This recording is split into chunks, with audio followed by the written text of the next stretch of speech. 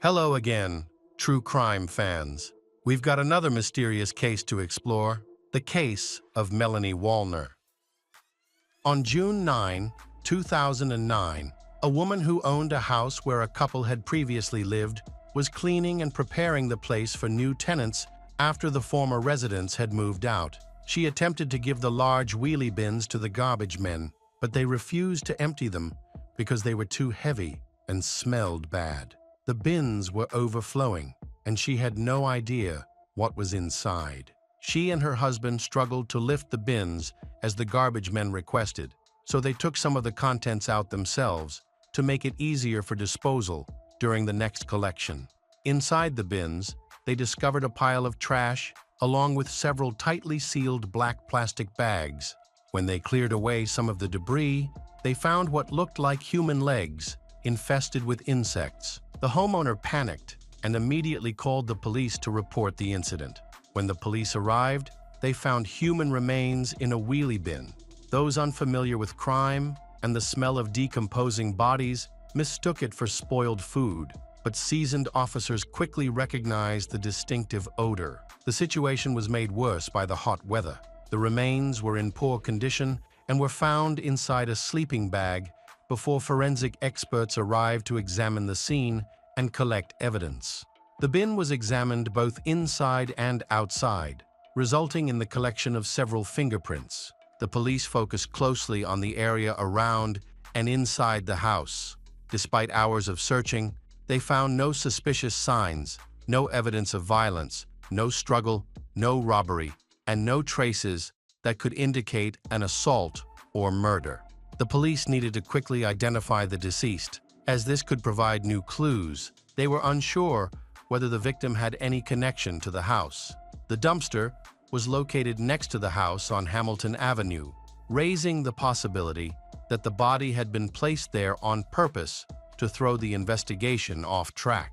The police investigated the previous occupants of the house. The last occupant was a man named Peter Wallner, who had lived alone since his wife died 3 years earlier. His wife, Melanie Wallner, was 30 when she passed away. After examining dental records, it was confirmed that the body found by the medical examiner was indeed Melanie. It is unclear how her body came to be there, as Melanie had disappeared in 2006. When asked about it, Peter burst into tears and explained that his wife had died suddenly in late summer from a brain aneurysm. This raised a puzzling question. How did her body end up in the dumpster 3 years later? The owner of the house was sure that Melanie's body was buried or cremated at the time of her death. Melanie was 30 years old. The heroine of the story was from South Africa, where she was born and raised. She was described as bright and cheerful, but around the age of 1996, she decided to move to the UK. It is difficult to imagine how large-scale this change was in the girl's life, but she dreamed of building a career and understood that in Africa there were no such prospects. From a young age, she dreamed of England and also wanted to open her own business, but first, after moving, she immediately got a job in a fast food chain to provide for herself. After a while, she was noticed, and the girl was promoted to manager of the establishment. It was during this period that she met her future husband, named Peter Wallner. Peter was an immigrant from Germany who also lived and worked in the UK. He and Melanie started dating in 2001. After a while, they decided to get married, and Melanie took her husband's last name. The couple rented a house on Hamilton Avenue, and both quickly found jobs at a local restaurant in a prestigious hotel. Peter worked as a chef, while Melanie worked as a waitress. Their friends, acquaintances, and neighbors knew them as a friendly and sociable couple. They rarely argued and were always polite. Melanie often expressed her love for her husband and her desire to have children when she was more settled. It seemed that things were going well for them. However, in 2006, their situation changed dramatically. In early September, Melanie's friends and family were informed that she had died suddenly from a brain aneurysm without warning. She had never complained of health problems and rarely went to the hospital. Peter informed her family of her death and promptly returned her ashes to them. No one knew the details of her death. To back up his story, he showed Melanie's relatives a death certificate, and they accepted his account. This information was confirmed by several others. In June 2009, Melanie's body was discovered in a trash bin, raising serious concerns about the circumstances surrounding her death. It was clear that Melanie had been murdered. Her death did not appear to be a suicide or an accident. The police quickly focused on Peter, the prime suspect in the case. He seemed to be hiding information, especially when he lied about his wife's death being due to illness. However, the police were unable to locate his new address. They traced his journey to a hotel where he had stayed after moving, but he was not there when they arrived. A search of his hotel room yielded no useful evidence, and the hotel manager could not recall anything unusual about Peter's stay, noting that he had only stayed one night before leaving the next morning. Forensic experts are working to determine what happened to Melanie and where her body had been for the past 3 years. If she had really been dead for that long, her body could not have been in the trash all that time. It must have been placed there recently. While investigating Melanie's background, the police discovered evidence of a history of deception by Peter, who had shown Melanie's family a photo of a supposedly fake death certificate. His involvement in the case became increasingly clear, making it necessary to arrest him. A forensic expert took over the case and quickly noticed that the body had been frozen before being placed in the dumpster.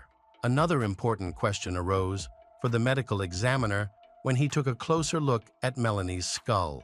He discovered a severe blow to the head, which had been caused by a blunt object. The forensic expert pointed out that if she had not received immediate medical attention after such a serious injury, she would have died about half an hour later. The evidence clearly showed that Melanie had been murdered. In order to uncover the details surrounding her death, it was necessary to speak to Peter, who was still missing. During the investigation, the police focused on the addresses where the couple had lived during their marriage and after Melanie's death. They sought information from neighbors and acquaintances who could provide insight into recent events in their lives. During the investigation, officers met with a local shop owner who said he knew Peter well, as Peter used to shop there almost every day. However, Peter had stopped coming to the shop a few weeks prior.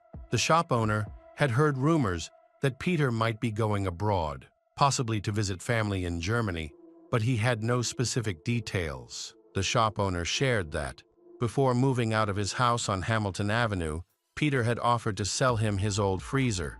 Peter mentioned that he no longer needed it, and the shop owner agreed to buy it for $20. The low price was due to the fact that the freezer had a very strong smell, which the shop owner could not figure out how to fix, and he subsequently gave it to his brother. This led the police to believe they were on the right track, as it was likely that the freezer had kept Melanie's body frozen for so many years. Police also spoke to the store owner's brother, who had stopped using the freezer because of the smell.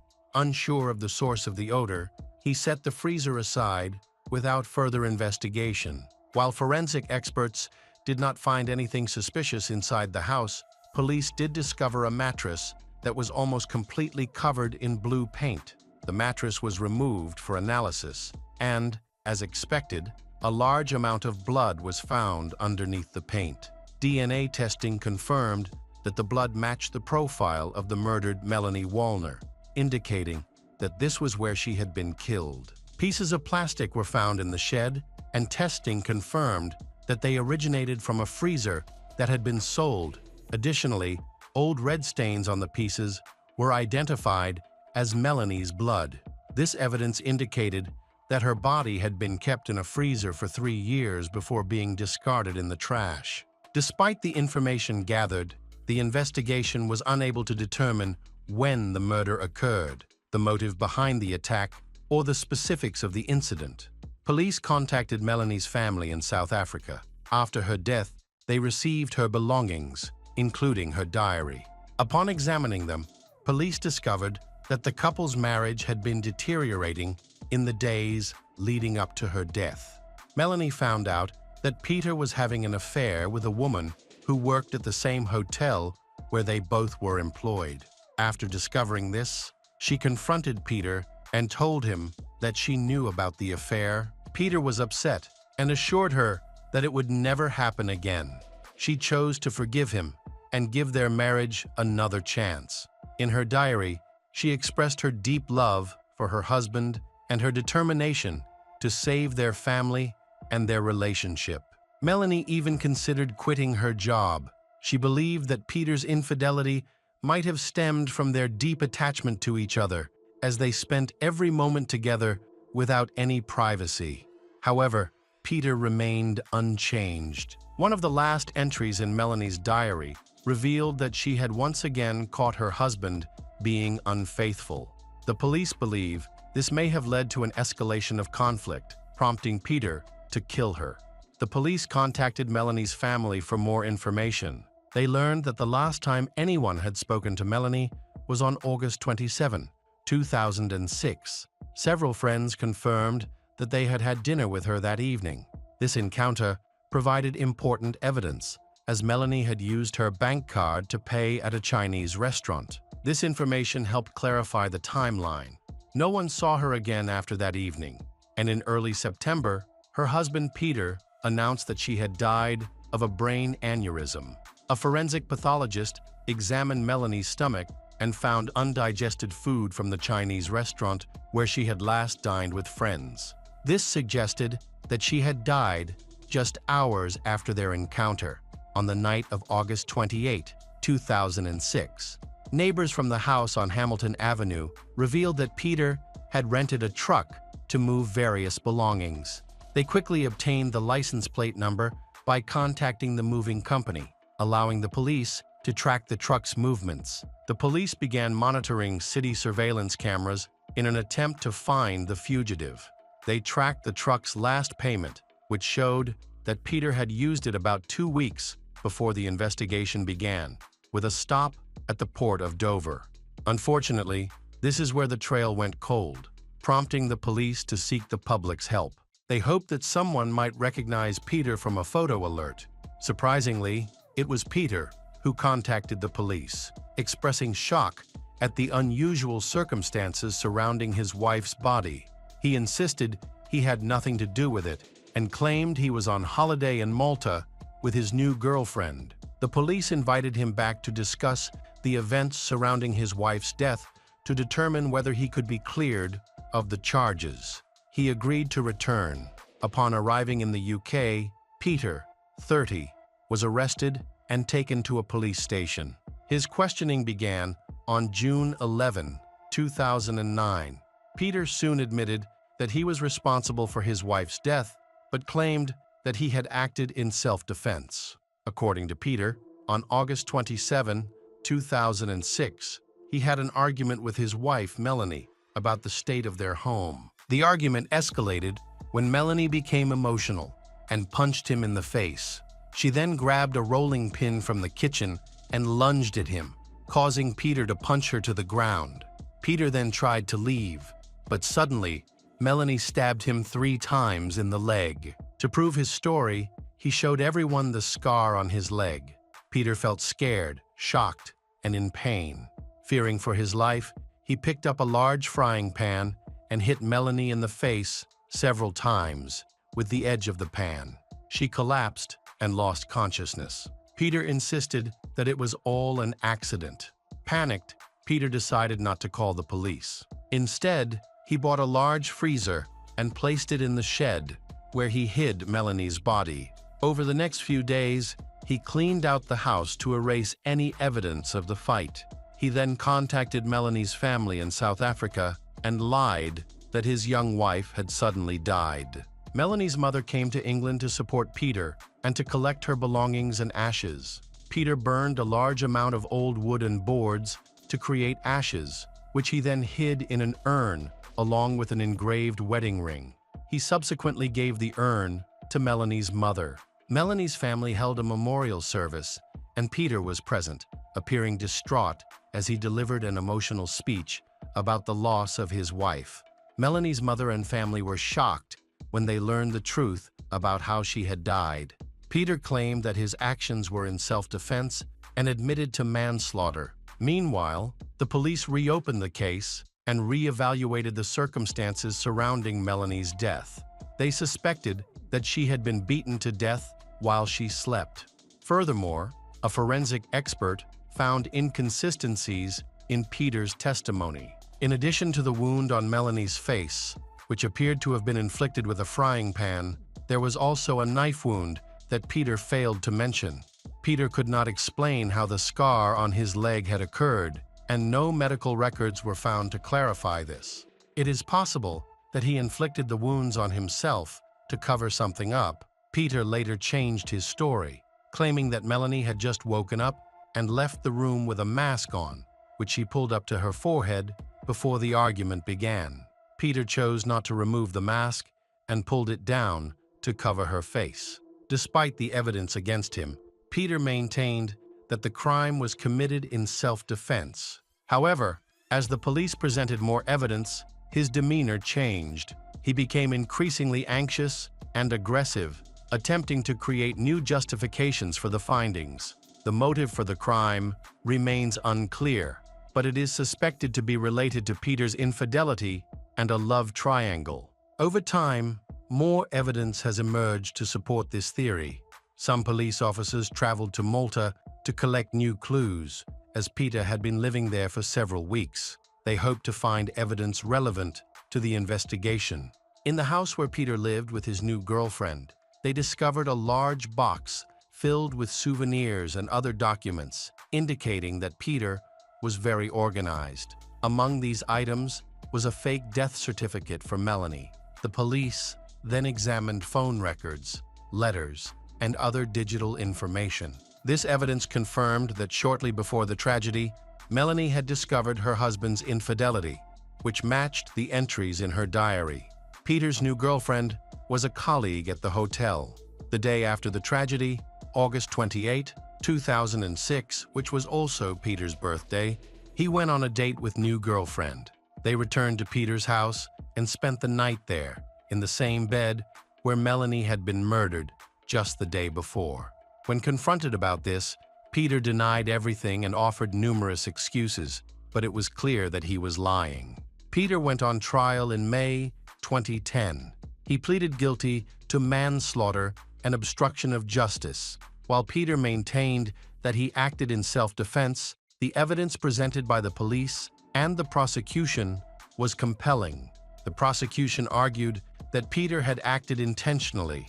They believed that Peter wanted to continue his relationship with his new girlfriend and saw Melanie as an obstacle. The prosecution contended that murder was unnecessary. Peter could have simply ended his marriage since they had no children and no assets to divide. The couple did not have any insurance, which ruled out any financial motive. Peter soon broke up with his co-worker and began dating other women while pretending to be a grieving widower. One of his girlfriends had a daughter with him and later recounted their relationship in court. She explained that when Peter found out she was pregnant, he was initially confused but agreed to support her decision to keep the baby, promising to be there for her. However, he left for Germany shortly afterward, claiming that his father had died and he needed help with the funeral. He stayed to support his grieving mother, later telling his girlfriend that his mother had also died of a stroke and that he needed to arrange another funeral. He frequently disappeared for periods of time. When he reappeared, he said he had been in the hospital with kidney problems, although she had seen him around town. She later gave birth and raised the child alone. She discovered that Peter had been lying to her the entire time.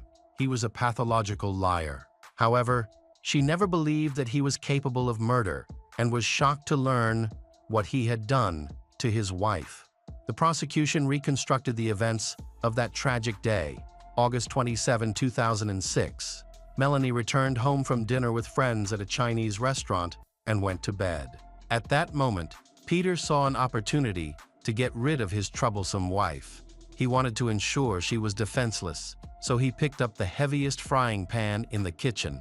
He smashed the pan into his sleeping wife's face several times, knocking her unconscious and fatally injuring her. For 3 years, Melanie's body was hidden in a freezer in the shed.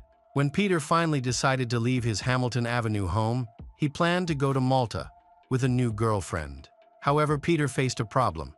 He needed to dispose of Melanie's body to avoid arrest. He decided to put her body in a sleeping bag outside. He wrapped it in cling film and placed it at the bottom of a wheelie bin, covering it with black bin bags. Peter asked his neighbor to move the bin outside before the rubbish collectors arrived. The neighbor agreed and pushed the bin out of the way. Noticing that it was unusually heavy, the cleaners refused to move an overloaded bin. Had everything gone according to plan, Melanie's body would have been dumped in a landfill, allowing him to escape detection. Fortunately, her body was discovered. He even sold the freezer in which Melanie's body had been stored for 3 years. This decision was a serious mistake, as it gave the police access to vital evidence. The defense made several attempts to substantiate Peter's claim of self-defense, but his account appeared implausible. Following the trial, Peter Wallner was convicted of murdering Melanie Wallner and was sentenced to life in prison with the possibility of parole after 20 years.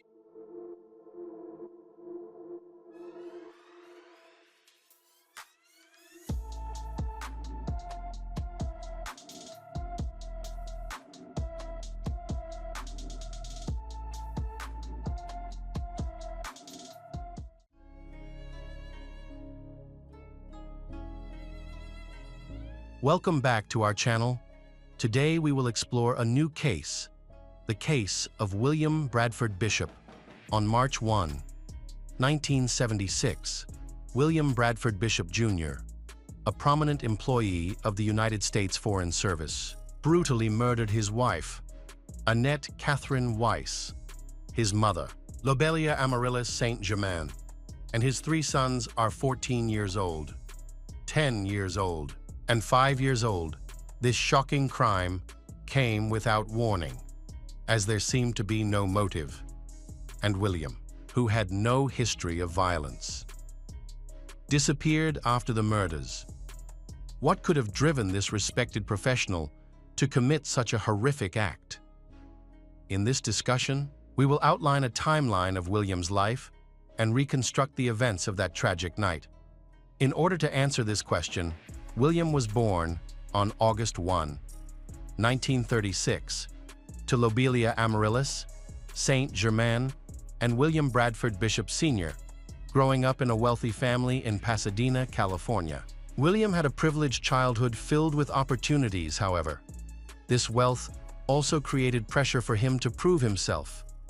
Families with generational wealth often expect their descendants to increase the family fortune, and William became fixated on maintaining that expectation throughout his life. William had every opportunity to acquire the skills needed to succeed in high society. He was a naturally intelligent and talented boy, with a remarkable ability to learn languages and a genuine interest in exploring different cultures, which positioned him well for a career in the Foreign Service by the time he graduated from South Pasadena High School. Everyone anticipated great achievements from him. He was not only an outstanding student, but also athletic and charismatic, qualities that made him appear to be a natural leader. His impressive height of over 6 feet further enhanced his appeal, however. Beneath his seemingly perfect exterior lay a deep obsession that only a few close to him could recognize. William was an extreme perfectionist. This same drive that propelled him forward in the Foreign Service also made him quick to anger, which likely contributed to his violent outburst on the night of the incident. There was no sign of the uncontrollably violent William, at least. No one who knew him casually would say that he was violent. He graduated from Yale in 1959. The only person who may have glimpsed his true nature was his wife, Annette Catherine Weiss, whom he married a few months after college. Little is known about Annette's early life, but we do know She met William in high school when she was a freshman. It's likely that she was quickly attracted to him, as he was an athletic and charismatic junior, and they began dating shortly thereafter. Those who knew Annette described her as quite different from her outgoing husband. While William enjoyed going out and socializing, Annette preferred to stay home and care for their children. Annette has always loved children. She was a gentle and kind woman with a remarkable ability to understand what children needed, which likely made her a wonderful mother. This talent may have also helped her soothe her easily frustrated husband on various occasions. Sadly, any potential witnesses who could shed light on their marriage have long since passed away, leaving us with only testimonies and sparse evidence to piece together their life together. However, one undeniable fact about William recently came to light. He cheated on Annette, possibly with multiple other women. This detail would be crucial in reviving interest in his case decades down the line.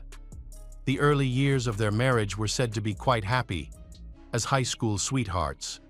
They represented what true love could look like, at least if we observe the surface and ignore all the rest. After marrying Annette, William focused on building the legacy he had always envisioned. He was multilingual, speaking Italian, French, Spanish, and Serbia-Croatia, and had a genuine passion for immersing himself in other cultures. With his education from Yale, he was well suited for a role in counterintelligence shortly after their wedding. He joined the Army's 3rd Military Intelligence Battalion and was stationed in Italy. For Annette, living in Europe must have felt like a dream, coming from a middle-class background. She may not have traveled outside the country before. During the next 4 years, William earned a reputation as a dependable soldier. Reports suggest that he was promoted and received several medals before being honorably discharged in 1963. By then, he had already traveled the world and worked with classified documents, demonstrating his ability to navigate foreign environments, desperate for recognition. William decided to join the Foreign Service after leaving the U.S. Army in 1966, where he had achieved the rank of Major. His first son, William Bradford Bishop III, was born about 2 years before he left the Army. Later, Annette gave birth to another son named Brenton Germain Bishop while stationed in Italy. The family lived in cities such as Verona, Milan, and finally, Florence, where Annette had their youngest son, Geoffrey Corder Bishop, about a year after Geoffrey's birth. William was informed that his next assignment would be in Africa. William enjoyed being involved in the tumultuous times of African history, and his career was thriving. In 1974, he was promoted to Assistant Chief in the Division of Special Activities and Commercial Treaties and was invited to work at the State Department's headquarters in Washington, D.C. William was not someone who preferred to work at a desk.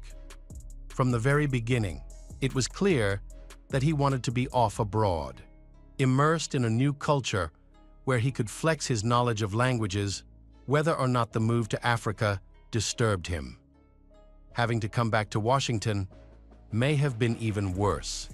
This is all speculation. Of course, what he wanted more than anything else was to maintain his upper-middle-class lifestyle. William felt that his career needed to maintain that exponential growth he'd seen early on. Unfortunately, things were not shaping up how he'd hoped. After being promoted to Assistant Division Chief, William eagerly awaited another promotion that never came. At this time, he and his family moved to a home in Bethesda, Maryland, allowing his mother, Lobelia, to stay with them.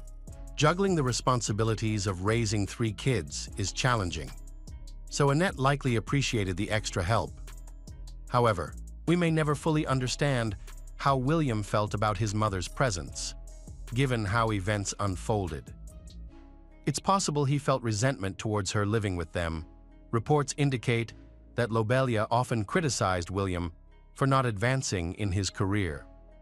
Leading to increasing tension over time, William began facing financial troubles. His government salary was no longer sufficient to cover his bills, and he might have had to ask his mother for financial assistance, which would have deeply affected his pride. His colleagues noticed that he became increasingly irritable at work, often complaining about being overlooked for promotions he believed he deserved. While seeming to blame everyone except himself, William held a belief that he was superior to others and deserved rapid advancement. Achieving the position of assistant division chief at 38 may not have seemed impressive to him. He likely felt he should have accomplished more after spending over a decade in the Foreign Service. These thoughts, alongside other undisclosed factors, may have contributed to his gradually darkening mindset, which eventually drifted toward thoughts of homicide. An analysis of William's personal diary revealed that he was under significant stress during his 2-year stay in Washington, D.C. He complained of difficulties sleeping, and his psychiatrist prescribed a sedative called Serax, which was ineffective or at least did not help him fall asleep. It is important to note that missing doses of medications similar to Serax can lead to severe mood swings and increased agitation, especially for someone like him who is already facing personal challenges.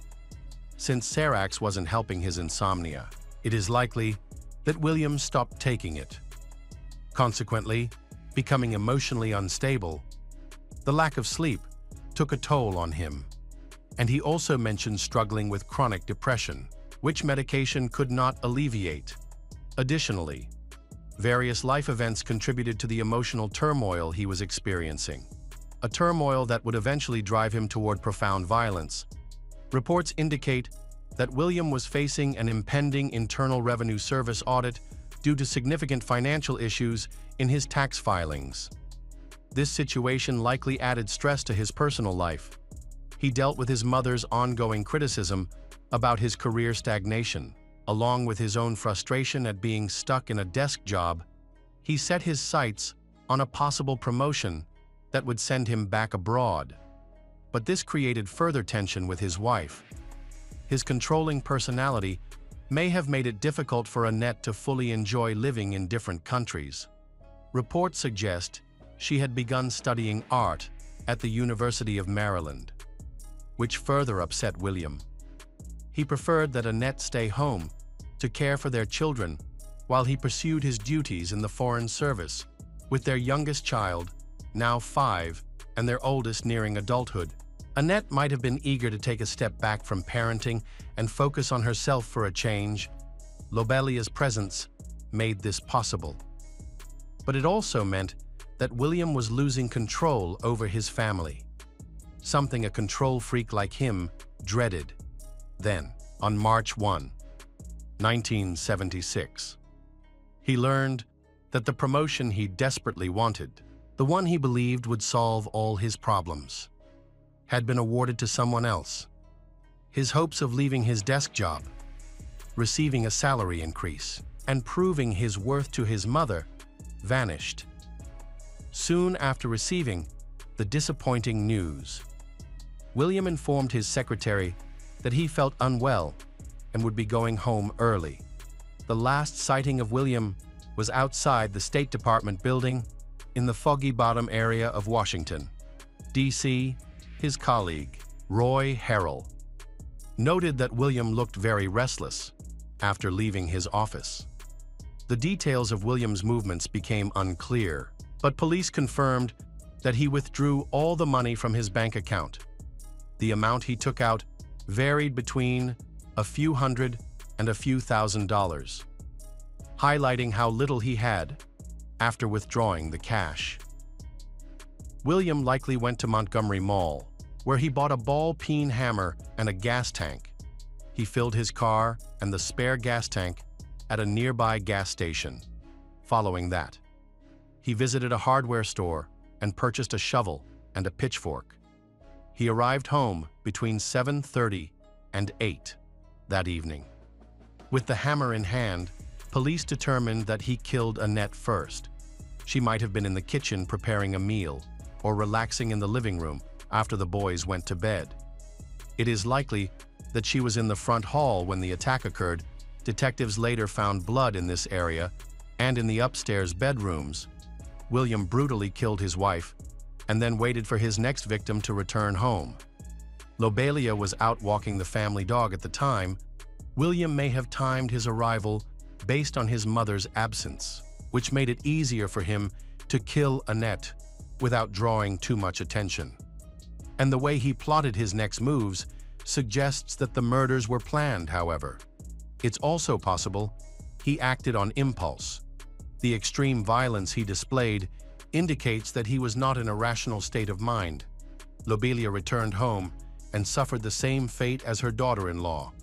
William repeatedly struck his mother in the face with a hammer until she died. The boys were asleep during this time, suggesting that William may have taken the dog outside before killing Lobelia. Otherwise, the dog's barking would have woken them. William 3. Brenton and Jeffrey were all in bed when their father came upstairs holding the bloody hammer he had just used to kill his wife and mother. The boys were still asleep while William attacked them. He placed the 5 bodies in his car and drove nearly 300 miles to North Carolina.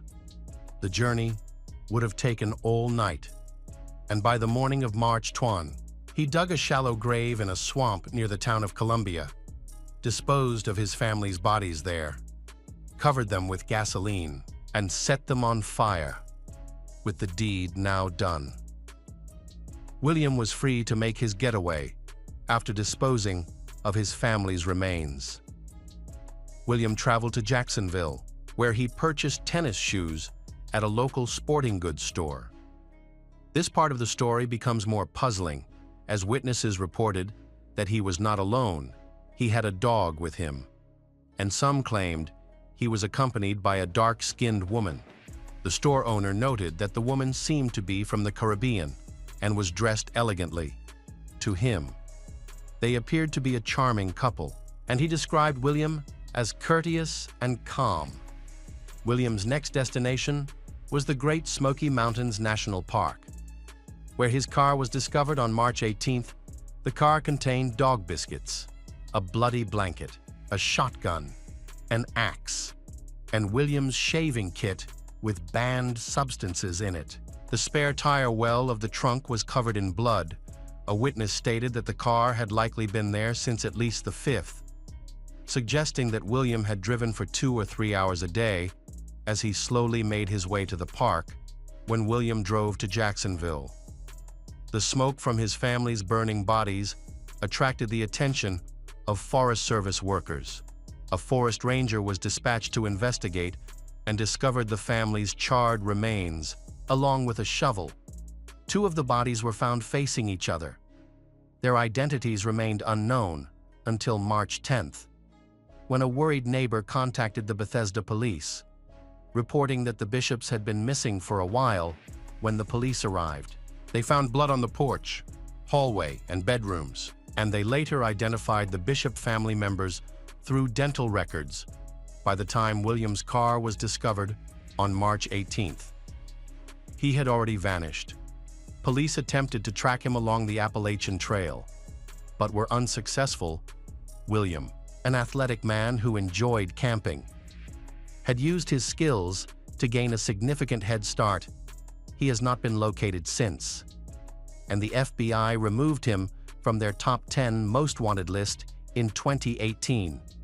He is believed to be dead or living under an alias in the United States. Several other sightings have suggested he may have traveled to Switzerland and Italy, but none have been confirmed. The reasons behind William's actions remain unclear. However, in 2017, new information emerged that confirmed his history of secret affairs and the identity of a previously unknown child. Kathy Gilchrist was 18 years old when the Bishop family was murdered. This information is significant. because Kathy is William's daughter.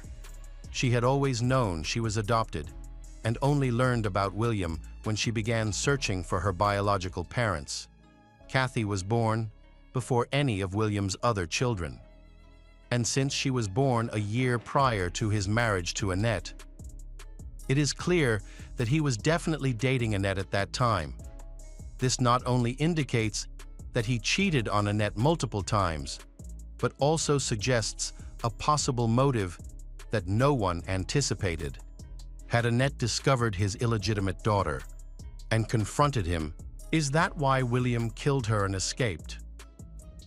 What do you think about the mysterious woman who was with him during his escape? We may never find out the answers to these questions. Do you believe William had been planning the murders from the beginning, or do you think it was a sudden decision? How did his secret daughter fit into this situation?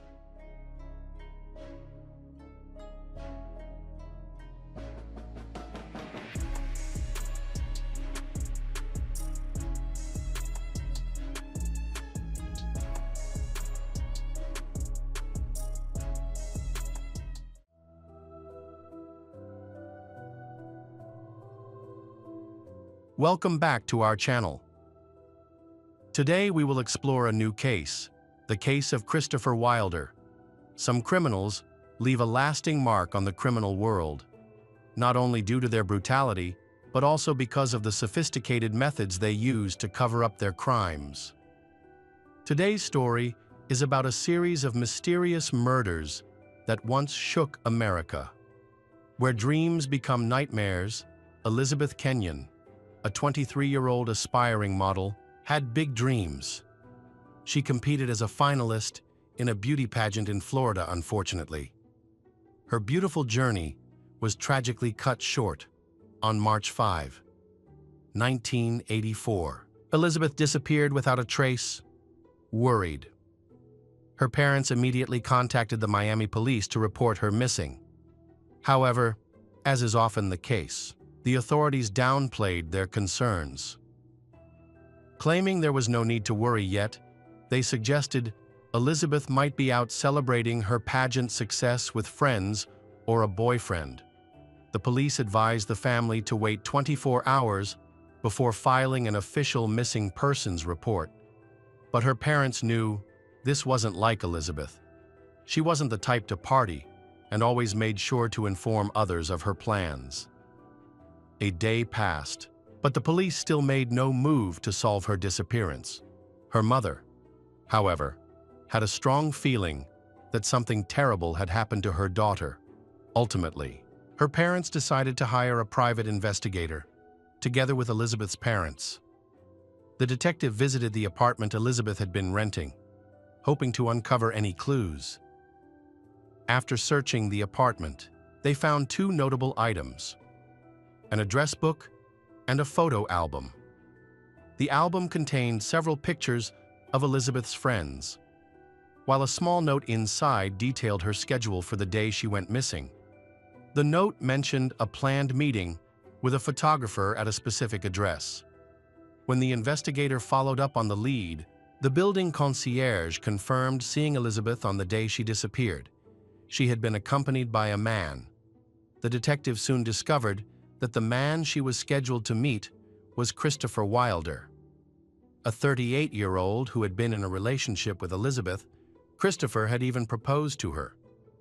But Elizabeth had declined, citing concerns about their age difference, on March 11, just 6 days after Elizabeth went missing. The detective contacted Christopher to ask him some questions about her disappearance. Christopher claimed he had no idea where Elizabeth might be. The detective then arranged an in-person meeting with Christopher.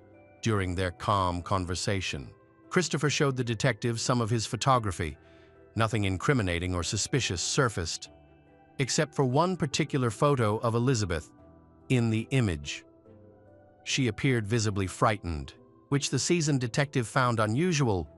Christopher explained that they had only done a short photo session on the day in question, after which Elizabeth supposedly left with an unidentified man.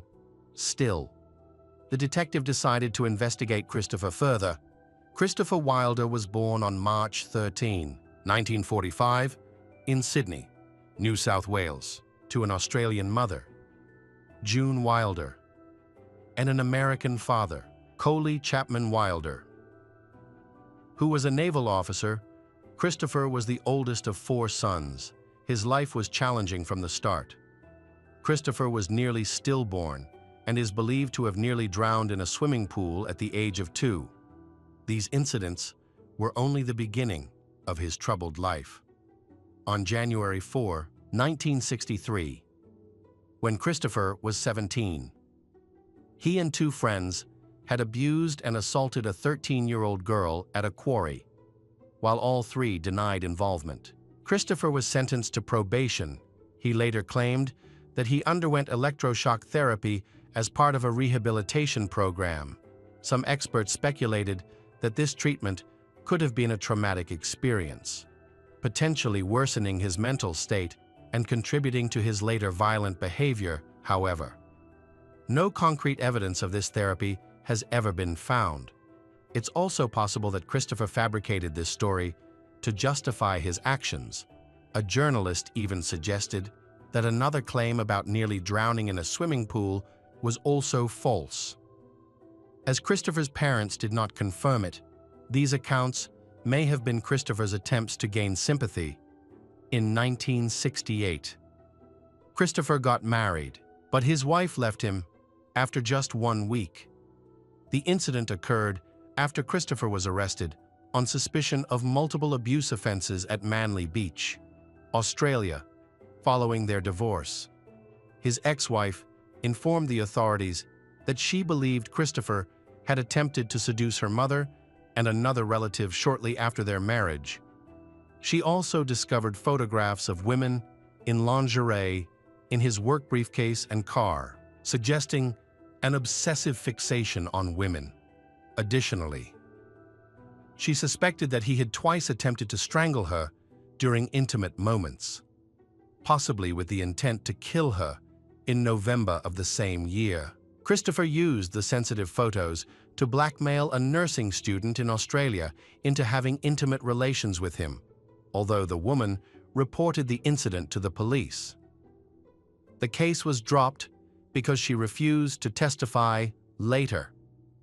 She revealed that her fear of retaliation from Christopher, whom she already perceived as unstable, had prevented her from coming forward. After emigrating to the United States, Christopher began a new chapter in his life, one that would eventually lead to his dark crimes. A resourceful.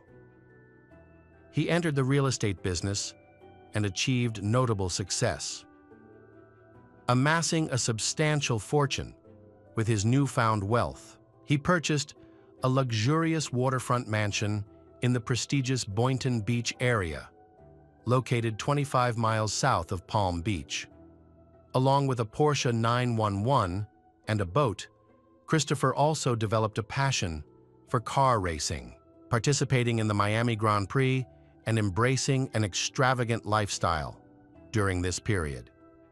He frequently vacationed in Hawaii and the Bahamas. It was also during this time that he developed a strong interest in photography. He invested in high-end photography equipment to enhance the quality of his work and even converted a room in his mansion into a darkroom to fully immerse himself in the hobby. However, he was driven by other impulses, vastly different from art, between 1971 and 1975. Christopher repeatedly became the focus of investigations related to abuse offenses. On one occasion, he lured a young woman into his pickup truck under the pretense of photographing her for a modeling agency. Of course, this was a lie, and the girl became a victim of brutal abuse. Despite numerous allegations from his victims, Christopher was never held accountable for his crimes. In 1977, a psychiatrist who evaluated him concluded that he was mentally ill. The psychiatrist considered him dangerous, recommended that he remain under constant medical supervision and participate in a specialized treatment program. according to the expert. Christopher harbored an obsessive desire to dominate women, degrade them to the level of slaves, and inflict pain and injuries, however. The psychiatrist's conclusions did not result in any legal consequences, and Christopher was acquitted by the jury on April 13, 1980. A 17-year-old girl named Carla Hendry from Beverly, Massachusetts, escaped from an attack and provided law enforcement with details about the perpetrator's vehicle, however. No action was taken in 1982 while visiting his parents in Australia. Christopher was accused of an abuse offense involving two 15-year-old girls from Manly. He had lured them to a remote area and forced them to pose sensitively. Thankfully, the girls were not seriously harmed and were able to identify him, leading to his arrest. Christopher's parents posted bail for him, and he was even permitted to return to Florida while awaiting his legal proceedings, which were scheduled for April 1984 during the investigation of Elizabeth's case. Authorities uncovered a connection to another case, just 7 days before Elizabeth disappeared. A 20-year-old woman named Rosario Teresa Gonzalez went missing during the Miami Grand Prix. Christopher, a racing enthusiast, had attended the event. Rosario, a model working for a marketing company, had been handing out flyers and promotional items at the event. She vanished shortly after the race. It was later revealed that she had agreed to a photography session with Christopher, who had driven off in his Porsche. The circumstances strongly suggested that Christopher was involved in the disappearances of both women. On March 12, 1984, Elizabeth's parents sought help from an FBI special agent specializing in homicide investigations at the Miami office. Frustrated by law enforcement's lack of interest in the case, the family hired a private investigator and reached out to the Miami Herald to raise public awareness about Elizabeth's disappearance, hoping to provoke a response from the suspected abductor. On March 16, 1984, the newspaper published an article claiming significant progress in the investigation. Though it did not mention Christopher by name, the article briefly described the suspect as an Australian, a race car driver, and an amateur photographer. The intention was to prompt a reaction from Christopher. Law enforcement finally began paying closer attention to these cases after the publicity surrounding them.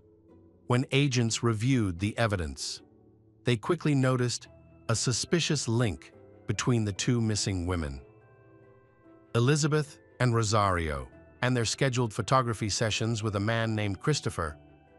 A background check revealed that Christopher had a long history of legal issues in Australia. At the time, he was on probation for an abuse charge and awaiting a new trial. This discovery gave the FBI grounds to open a full investigation on March 20, around the same time. They received a report from Linda Grover, 19, about an attempted kidnapping. Linda described being attacked by a man who tried to abduct her, seemingly intending to keep her captive or abuse her as a slave. Thankfully, she managed to escape. Her description of the attacker matched Christopher exactly. An FBI agent immediately interviewed Linda. She said, while she was working, a man approached her, complimented her appearance, and offered her a modeling opportunity, claiming to be a fashion photographer. He invited her to his car to view his portfolio. Linda declined and walked away, but the man persisted. He followed her in his car, urging her to go to a park with him for a quick photo session. Promising to pay her $25, Linda refused again and went into the store. When Linda stepped outside, the man approached her again, although he appeared friendly. She sensed a sinister presence about him that made her uncomfortable. She scanned the area for anyone who might help if needed, but the place was deserted. Christopher tried to convince her to join him for a photo shoot. opening his car to show her fashion magazines. This all occurred in broad daylight in a public setting. Suddenly, Christopher struck Linda on the head, knocking her unconscious. When Linda woke up, she was immobilized and lying in the back seat of a car. She began crying, which enraged Christopher. He stopped the car, taped her mouth shut with duct tape, and forced her into the trunk. He then drove to Glen Oaks Motel. Once there, he stuffed her into a sack. Restricting her movement entirely, Christopher glued her eyelids shut with super glue, tied her up, and abused her to hours of torture. Using a stun weapon to shock her whenever she resisted, his cruelty convinced Linda that she wouldn't survive. However, at one point, when Christopher became distracted, Linda managed to free herself and hide in the bathroom. She banged on the walls and screamed for help as loudly as she could. The noise scared Christopher, and he fled later. When an FBI agent showed Linda photographs of Christopher, she trembled and confidently identified him as her abductor. Linda eventually became a key witness in the case. However, the investigation progressed very slowly. Within a week, Linda had to leave the state out of fear for her safety. She was placed under FBI protection and relocated to a secret location. Law enforcement soon realized they were dealing with a violent and dangerous individual linked to multiple crimes. It took her more than 30 years to recover from the trauma she suffered. During that time, Linda earned a doctoral degree and frequently spoke to the media, sharing the story of her miraculous escape at the time of her abduction. Linda didn't fully comprehend how fortunate she was to survive, despite her fear. She was determined to ensure the criminal was imprisoned for a long time. Meanwhile, authorities needed more evidence to charge Christopher with the abductions of Rosario and Elizabeth. Police secured a search warrant for Christopher's home and arrived with FBI agents. They broke down the door and found the house empty. Christopher had fled days earlier. A massive manhunt was launched to locate him. Investigators thoroughly searched the house, but Christopher had meticulously cleaned it, leaving behind no fingerprints or evidence. Interviews with neighbors revealed that Christopher had disappeared immediately after the Glen Oaks Motel incident, likely realizing the police were closing in and would soon come for him. On March 23rd, in Canaveral Groves, the body of 21-year-old Teresa Ann Ferguson was found. She had last been seen at a shopping mall with a man resembling Christopher. Investigators discovered that Teresa had been beaten with a blunt object and then strangled to death. The method of the attack matched Christopher's profile, raising the victim count to 4. FBI agents concluded they were dealing with a serial killer and feared he could strike again at any moment. Immediate action was critical that same day. Alarming news arrived the day before the raid on Christopher's home. He had been seen at a local bank withdrawing a large amount of cash. This was a serious setback because it meant he now had the resources to travel across the country, pay in cash, and avoid detection with a 24-hour head start. He could already be anywhere before. On March 21, Christopher was seen in Texas, specifically in the parking lot of Lamar University in Beaumont. Witnesses reported that he was speaking with a young woman named Terry Diane Walden, a nursing student who was married and had 2 children. Christopher tried to lure her with an offer for a photo shoot, a tactic he often used. But Terry politely declined.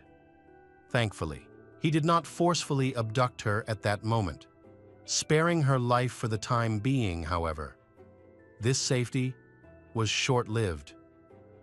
Later, at a supermarket, Christopher, essentially waiting for Terry, approached her again. He repeated his photo shoot offer. This time, in a more menacing tone, Terry refused once more. But Christopher was determined. He followed her through the store and into the parking lot. where he struck her on the head and abducted her. The FBI issued statements as they pursued this dangerous criminal, but he always seemed to stay about 2 days ahead of them. According to agents from the Miami office, a press release was issued describing Christopher's car, which he had used to kidnap Terry, unfortunately. The car was a common model, and without a license plate number, the information was not very helpful. Terry's profile was distributed across the country, but the slower communication technology of the time delayed the spread of alerts. The FBI had no choice but to follow the grim trail of bodies Christopher left behind. On March 25th, at Penn Square Shopping Mall in Oklahoma City, he abducted 21-year-old Suzanne Wendy Logan. He then drove her to a motel in Newton, Kansas, the next morning. After breakfast, he took her to Milford Reservoir, where he stabbed her to death and left her body there. 2 days later, a fisherman discovered her body. The investigation revealed she had been tortured, abused, and murdered in a particularly horrific manner. On March 28th, the FBI received a promising lead on Christopher when they discovered he had rented a hotel room in Colorado using a stolen credit card. This allowed authorities to track his movements. However, officers only learned about this payment the day after the room was booked. Acting quickly, all available police officers, along with FBI agents, rushed to the motel to apprehend Christopher, but he was already gone, although their efforts narrowed the gap in their pursuit to about 1 day. It provided little reassurance, as Christopher's direction of travel remained unknown. Christopher's next sighting occurred at a shopping mall in Grand Junction, Colorado, where he was seen talking to an 18-year-old woman named Cheryl Lynn Bonaventura. Witnesses later observed the two together at a diner, where they mentioned plans to travel to Las Vegas around March 31st. Christopher attacked Cheryl near the Kanab River in Utah. Her body was discovered on May 3rd. This incident led law enforcement to identify malls as his preferred locations for targeting victims.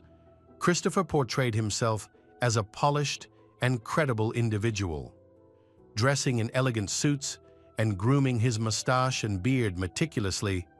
He carried business cards, wore a large diamond ring on the pinky of his left hand, a gold Rolex watch, and a Pentax camera slung over his shoulder.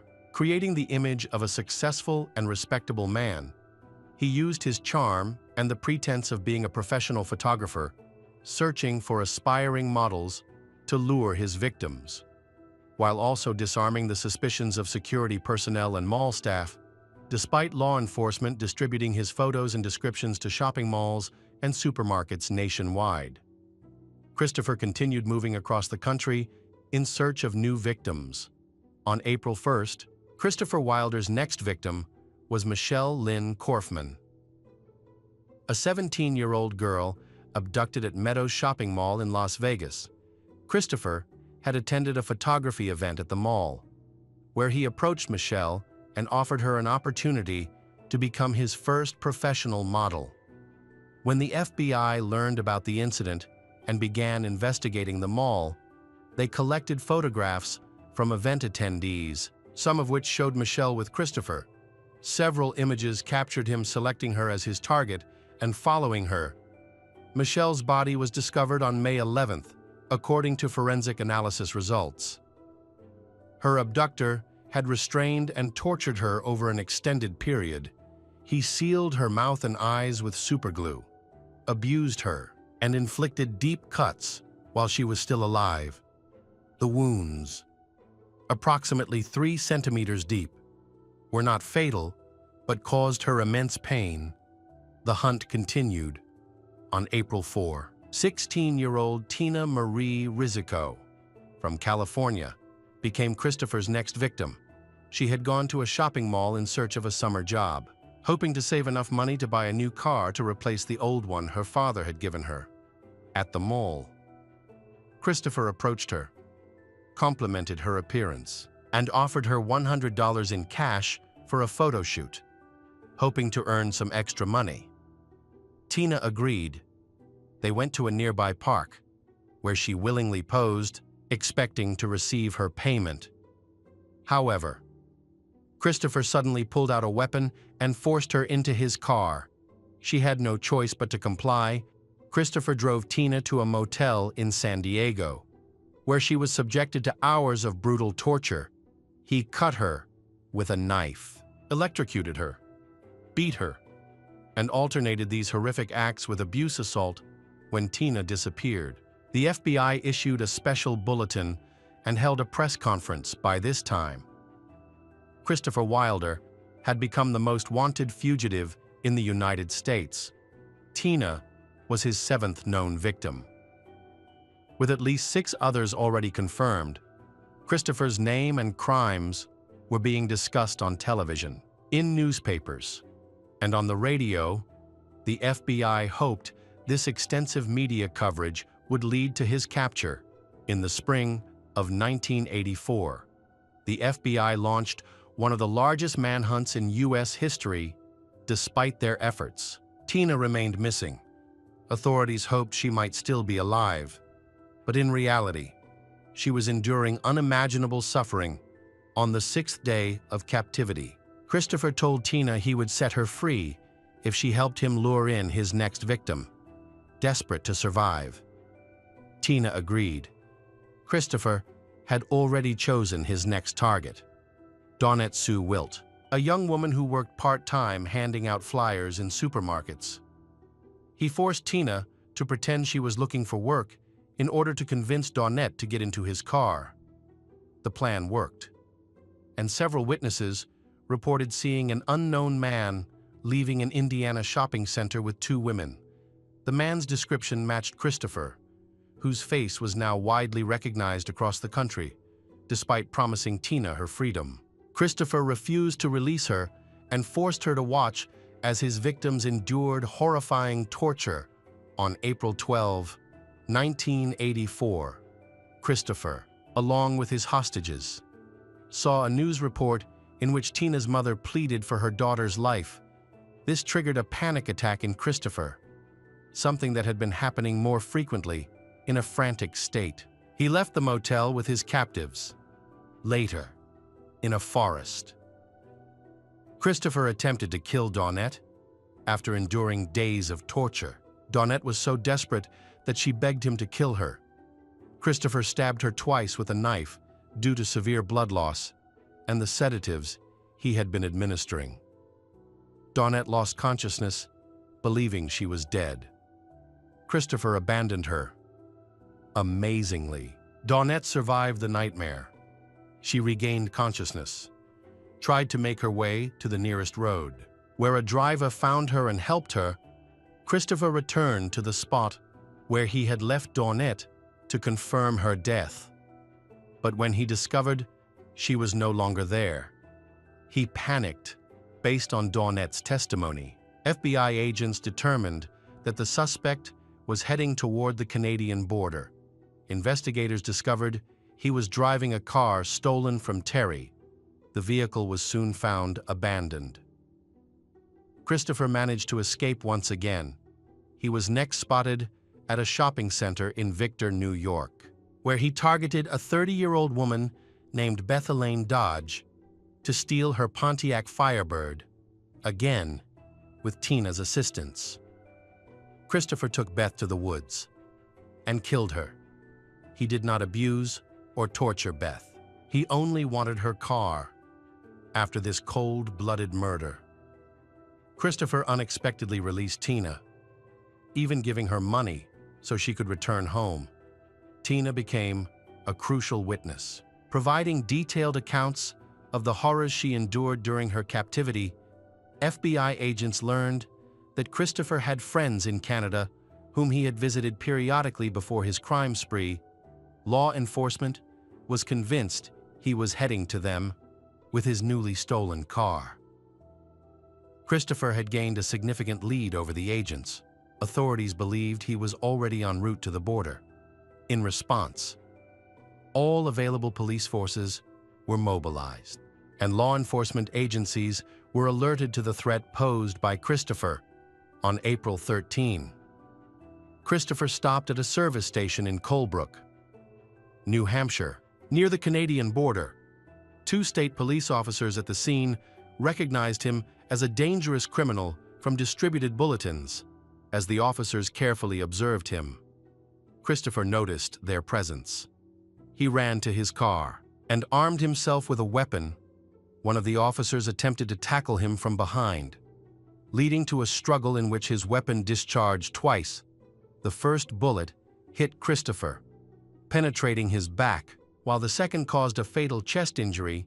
The officer accidentally attacked himself, despite suffering serious injuries.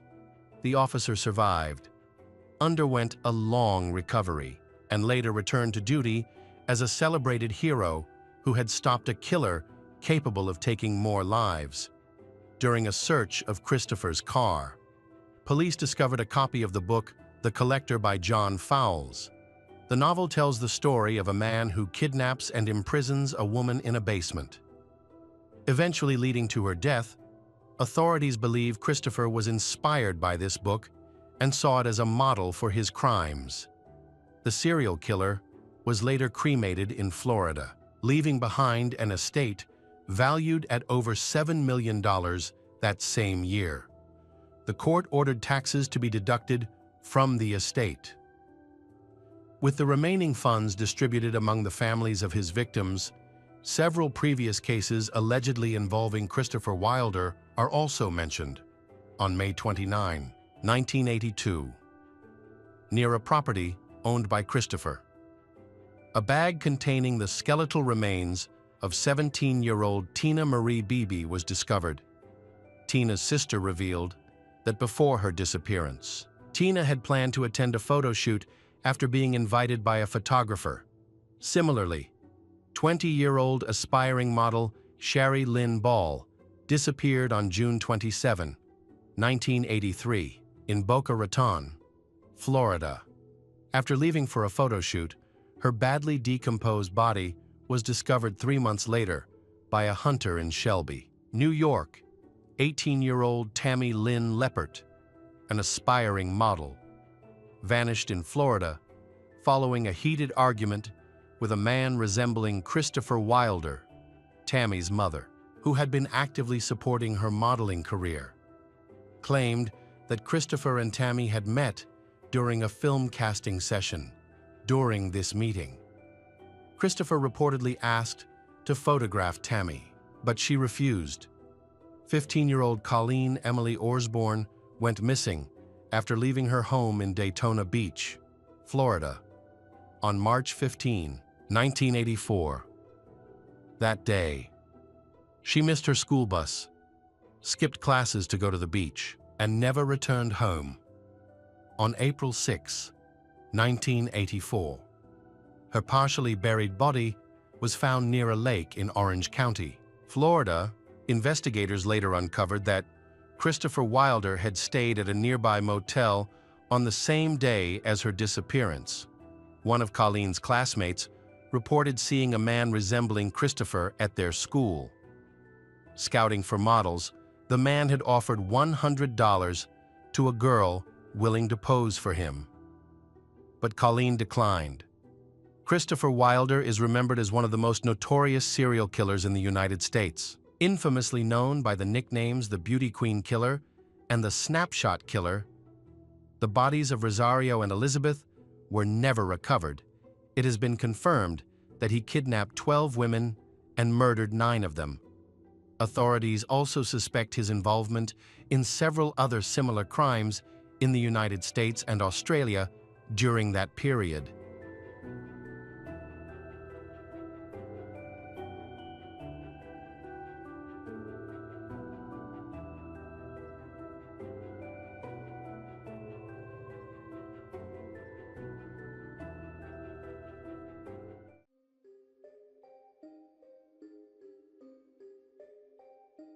Welcome back to our channel. Today we will explore a new case, the case of Lana Clayton. Today, we will discuss a common household medication, eye drops, What a surprise. They have indeed been used as a weapon for murder. Let's begin with the story of Stephen Clayton, a kind-hearted and romantic man who believed in true love. He found great success on his own and was passionate about helping others achieve their goals. Born in South Carolina in 1954. Stephen was a highly motivated individual. By the age of 30, he had established a successful physical therapy business focused on sports injury treatment and rehabilitation. For many years, Stephen lived his dream and achieved remarkable success, earning millions by 1995 and running a large company. After selling his business, he chose to enjoy life and dedicated his free time to teaching and mentoring young entrepreneurs, helping them realize their dreams. Throughout his life, Stephen positively influenced many people, and those he helped felt fortunate to have known him. Stephen was a firm believer in true love and made several attempts to find his soulmate. Despite his past relationships not working out, he remained hopeful of finding the one. His last marriage was to Lana Clayton in 2010. Stephen, who had moved to North Carolina, met Lana online. She was 10 years younger than he was. He quickly became infatuated with her. They got married in November 2013, when Stephen was nearly 60 years old, and Lana, his 7th or 8th wife, after 2 years of marriage.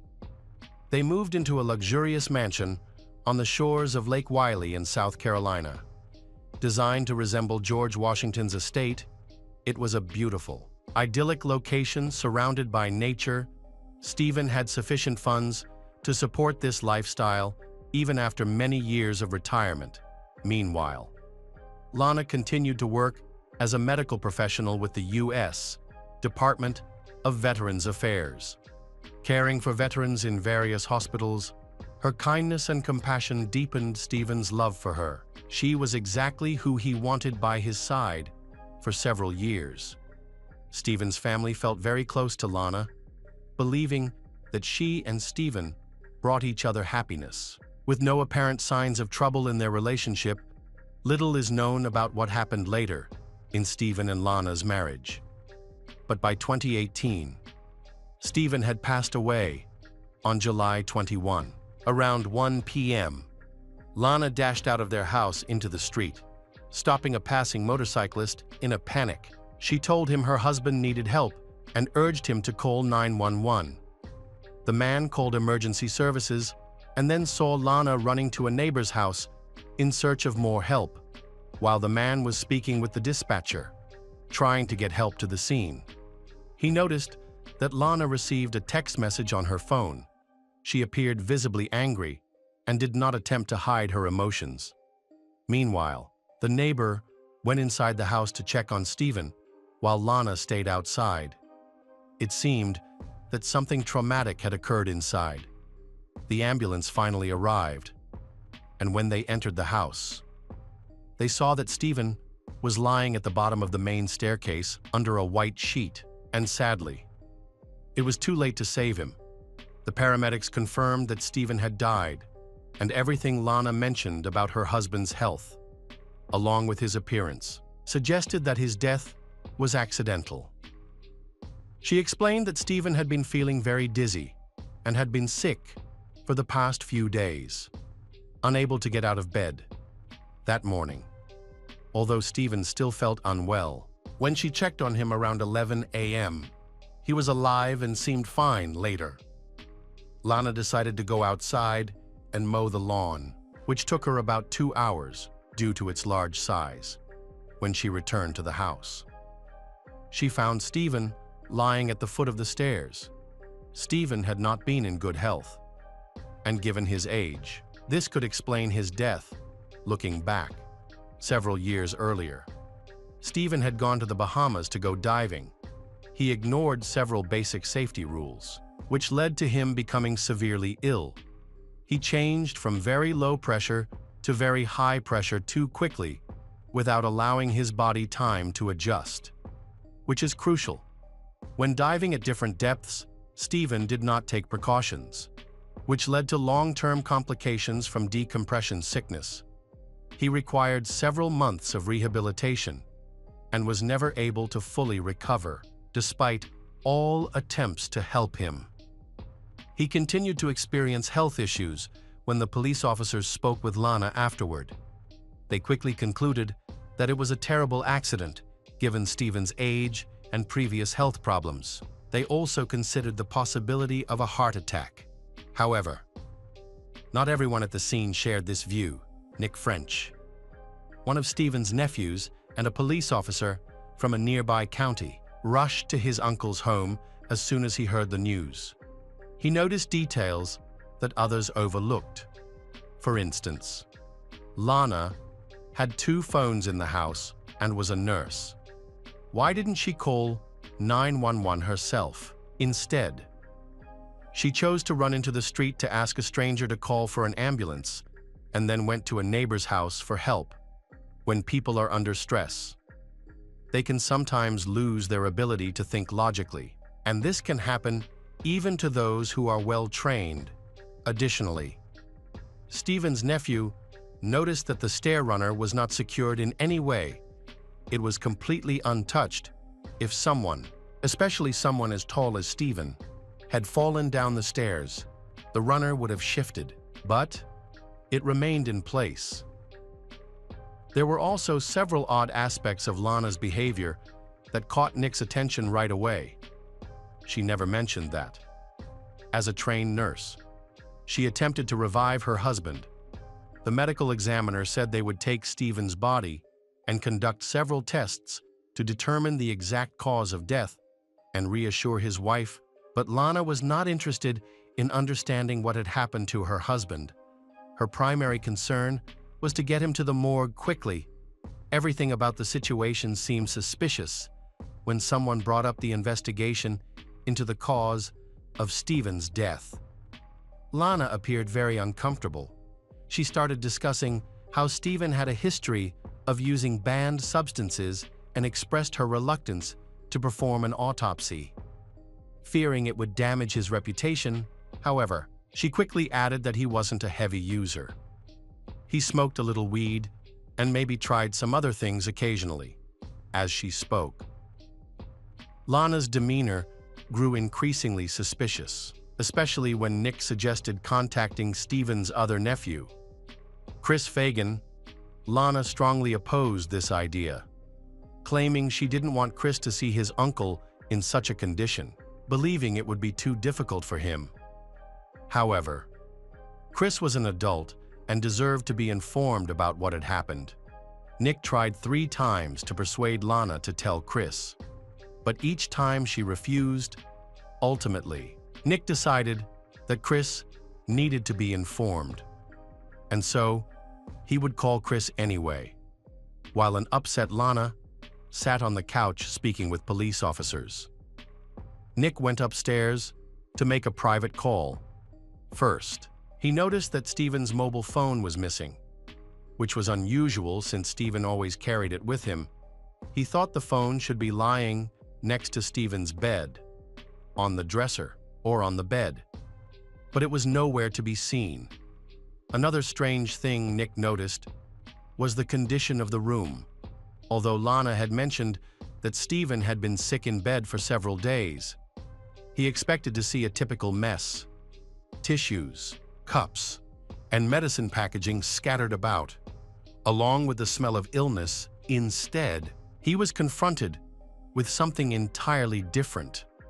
The bed was completely soaked with urine, indicating that Stephen had been left in deplorable conditions.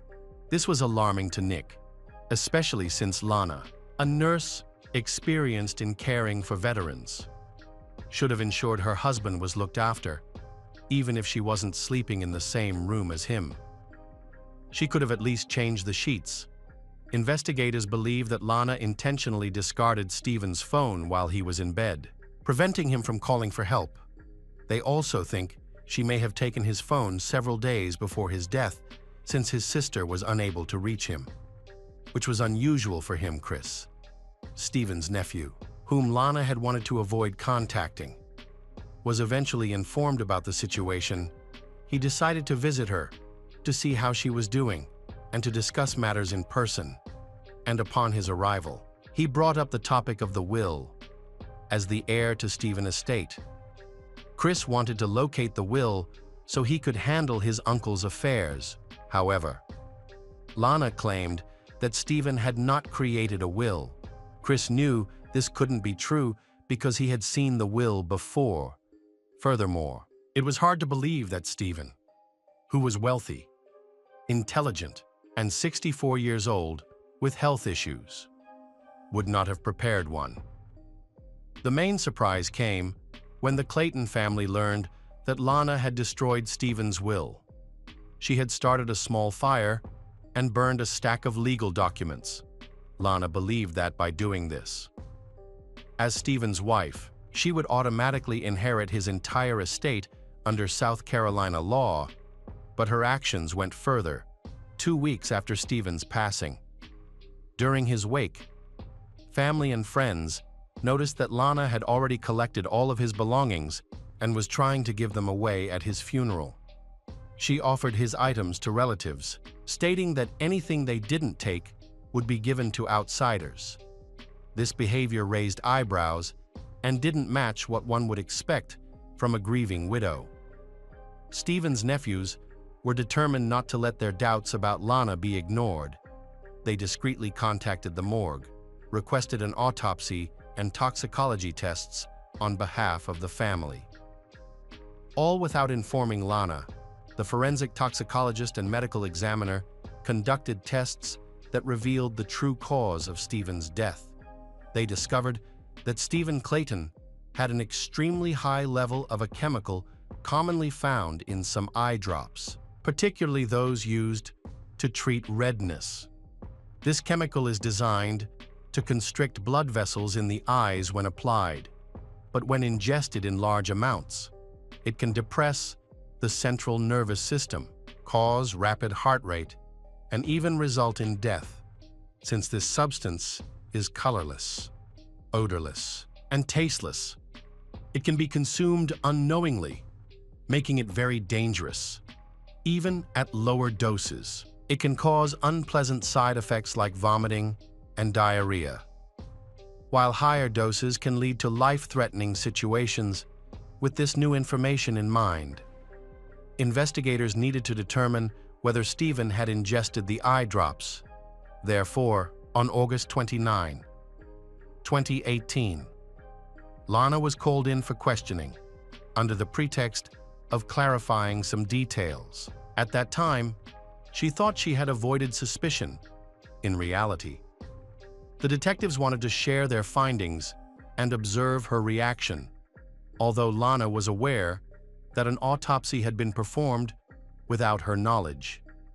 She was unaware that FBI agents and personnel from the York County Sheriff's Office were in the next room, listening to her. During the interrogation, Lana initially acted like a grieving widow who had no idea what had happened to her husband. However, when the detectives began discussing the eye drops, she quickly realized their significance, and her behavior shifted dramatically. She seemed to know about the substance and started to weave a complicated story about Stephen. She claimed that her husband had discovered that adding a few drops of the medication to his morning coffee could act as a laxative, which he had been doing due to his bowel issues. This was her explanation for why the substance was found in Stephen's body. There were many other products available that could address this issue. Lana herself was a nurse, and the detectives couldn't understand why Stephen had been doing this for some time. However, Lana soon sensed that they doubted her initial account. So she changed her story. She suddenly began to assert that Stephen had abused her for years. She attempted to persuade the detectives that her husband was a terrible and cruel person who had used illegal substances. The detectives quickly recognized that her claims were false, as they had already reviewed the toxicology report If Stephen had been using banned substances regularly, it would have been evident in the report. They also looked into her accusations of his cruelty and found no evidence to support them. Ultimately, Lana began to realize she was in a precarious situation. The interrogation concluded with her returning home.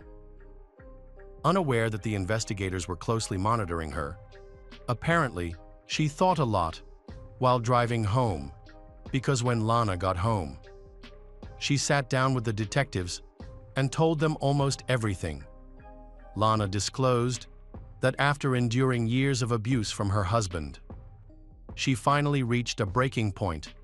She admitted to pouring an entire bottle of eye drops into his water, claiming she did not intend to kill him, but wanted him to suffer. Her goal was to make him ill for a day or two, so he wouldn't bother her, giving her a chance to escape his constant demands in a shocking twist.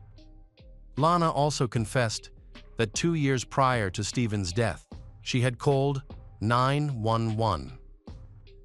Claiming she accidentally shot him in the back of the head with a crossbow, she explained that she was just loading the crossbow for protection and accidentally shot him while he was sleeping. Surprisingly, the police believed her story of an accident, and Stephen likely supported her claim, thinking his wife would never intentionally harm him. However, on August 29, 2018, Lana confessed that Stephen's death was not an accident and that she had intentionally killed him to stop him from abusing her. The investigators still believed there was more to the story.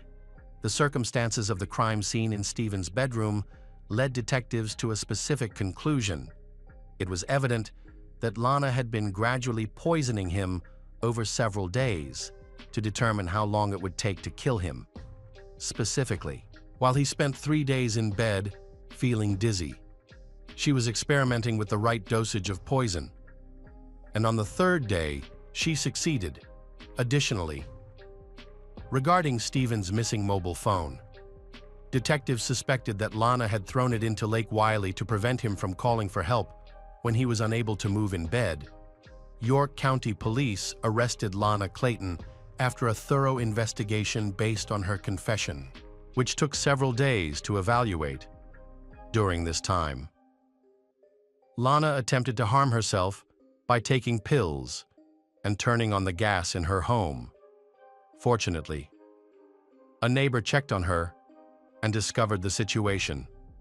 She was quickly taken to the hospital and survived. A few days later, she was officially arrested and charged with murder once it became clear that Lana had killed Stephen. His family began to reflect on the past few years of his marriage. Questioning whether Lana had been planning the murder for a long time, they speculated that their move to South Carolina was deliberate. Considering that state law stipulates a spouse inherits everything if their partner dies without a will, they also remembered that Stephen had experienced unexplained health issues intermittently over several months, and even the best doctors could not help him. On January 17, 2020, Lana pleaded guilty to involuntary manslaughter and tampering with food and drugs. She maintains that she did not intend to kill her husband. The prosecutor described the case as one of the worst in York County's history, according to the prosecution. Lana administered eye drops to Stephen over several days at their home on Lake Wylie and ignored him as he was dying, even throwing his phone into the lake to prevent him from calling for help. Authorities suggest her motive was financial, and she even burned a will. Lana's lawyer argued that she had been a victim of lifelong abuse and suffered from post-traumatic stress disorder, which developed during her marriage to Stephen after a jury deliberated.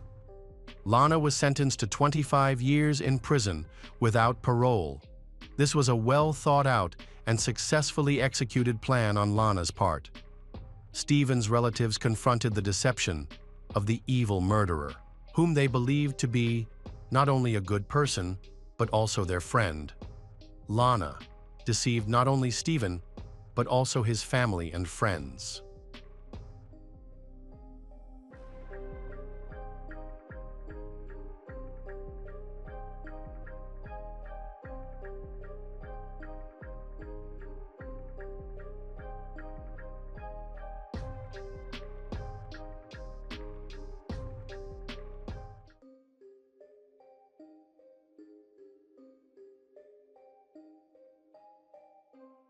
Welcome back to our channel. Today we will explore a new case. The case of Mike and Missy McIvor. During a tropical storm in the Florida Keys, Missy McIvor and Mike were murdered in their home. Missy was 9 months pregnant at the time, which made the case especially heartbreaking, not only for the police investigating, but also for the entire state of Florida today. We explore this shocking murder.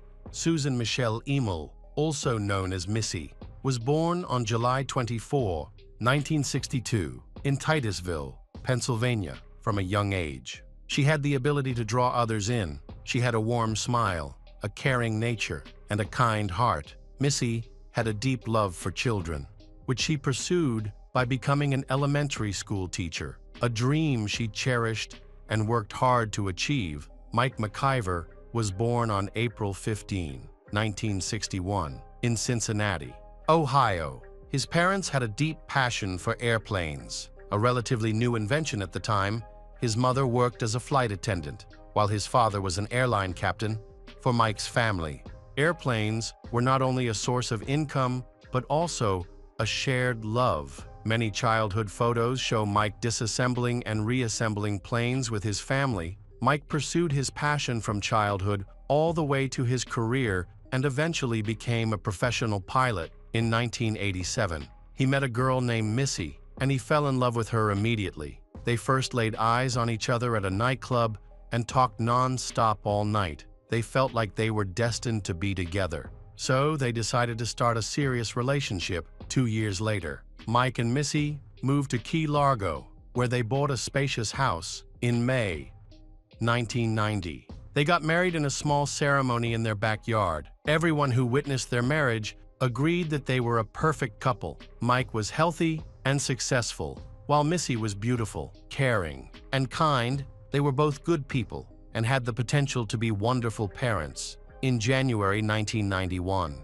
Missy found out she was pregnant. They began converting the living room into a nursery and were excited to plan every detail for their first child. The tropical storm hit the area in late August, bringing heavy rains and strong winds.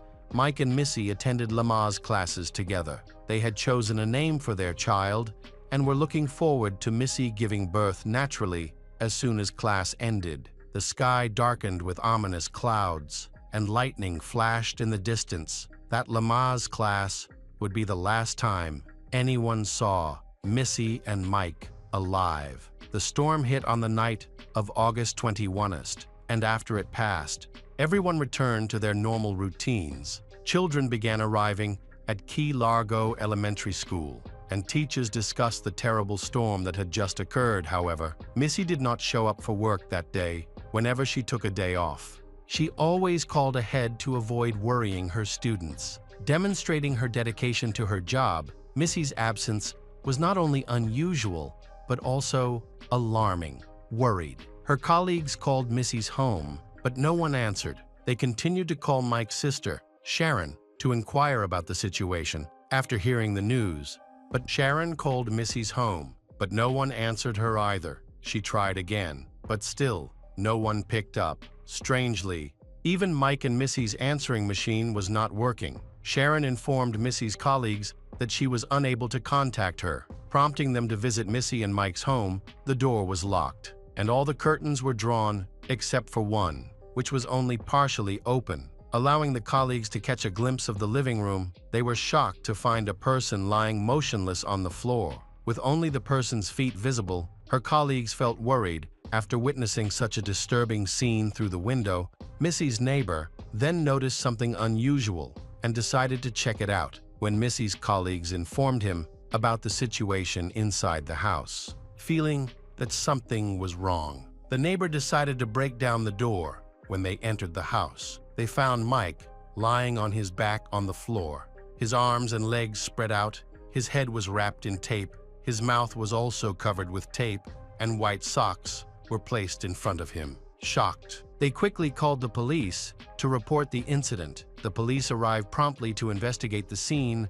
While searching the house, they found a shoe print on Mike's throat and a metal bar in the kitchen. The police believe the metal bar was the murder weapon and that the killer may have stomped on Mike's throat before killing him in the master bedroom. Missy's body was found. Her wrists were tied to her ankles with what appeared to be a clothesline, and a tie was wrapped tightly around her neck. 2 pieces of tape covered her eyes.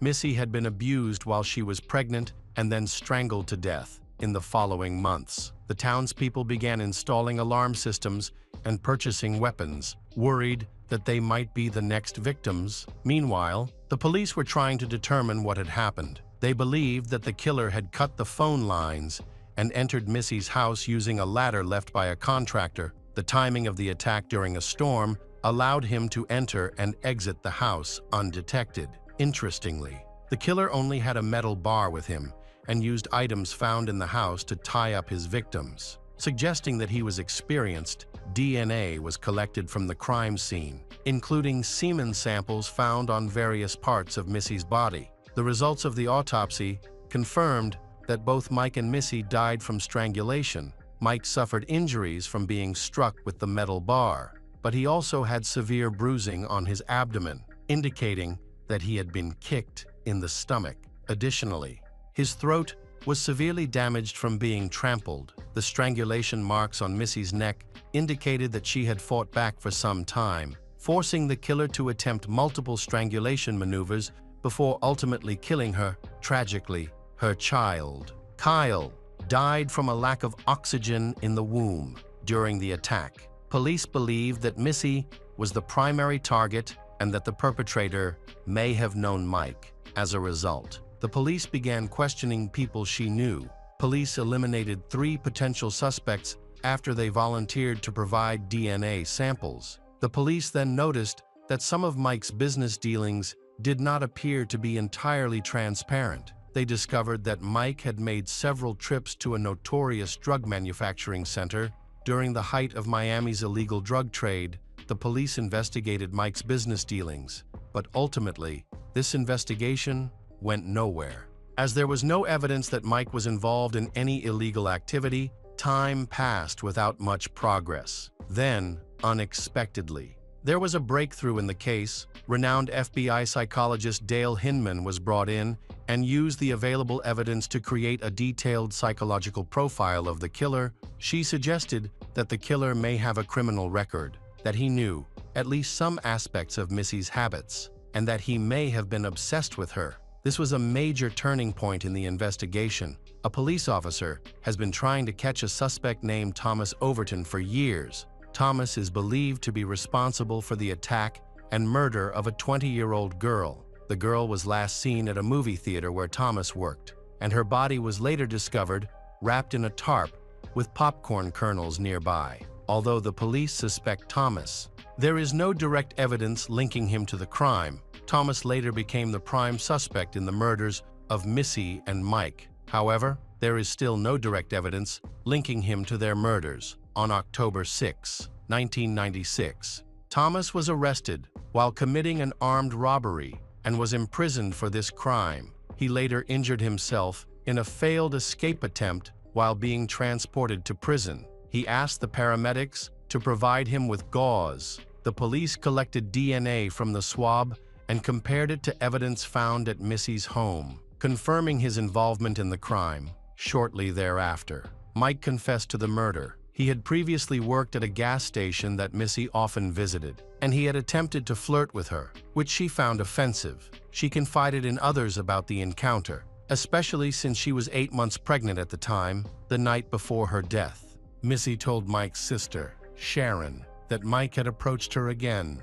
This time, more aggressively. She had no idea that Mike had seen her address on a check she had written and had been stalking her for days. Thomas regularly visited Missy's home to spy on her. Revealing his disturbing obsession with her, He noticed contractors coming in to build a nursery for Missy's family on August 21st. During a storm, Thomas put on a mask, black military fatigues, and gloves, and went to Missy's house. He climbed a ladder to the nursery, opened the glass door, and quietly entered. At that time, Mike was in the kitchen and was probably unaware that Thomas was coming up behind him. Suddenly, Thomas hit Mike on the head with a metal bar, causing Mike to instinctively fight back. A struggle broke out, but Thomas eventually overpowered Mike and strangled him to death during this attack. Missy entered the room, saw what was happening, screamed, and ran to her bedroom. Thomas followed her, and in his confession, he claimed that she begged for her life and tried to tell him that she was pregnant. However, her words had no effect on him. He then killed Missy and abused her. The trial of Thomas Overton began on October 17, 1998.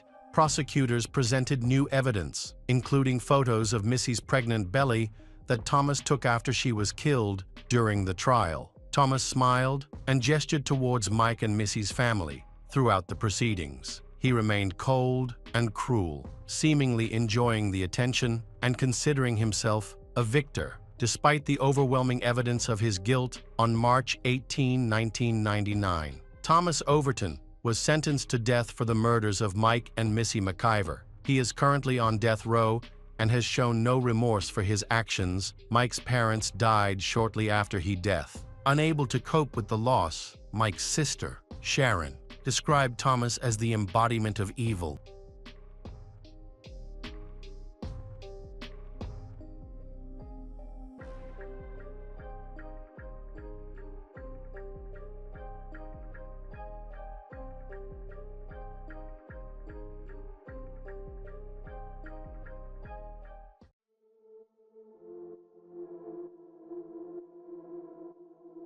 Hello everyone. Today we will learn about another case.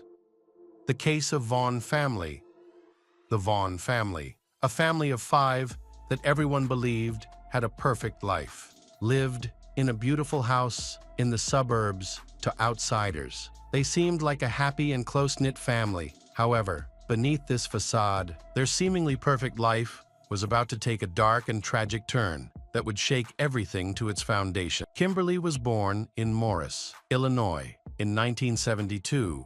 Into a well-off family, she has a twin sister named Jennifer. Her family valued education and personal growth, so she attended a prestigious school, participated in sports, and was known for her friendly and sociable demeanor.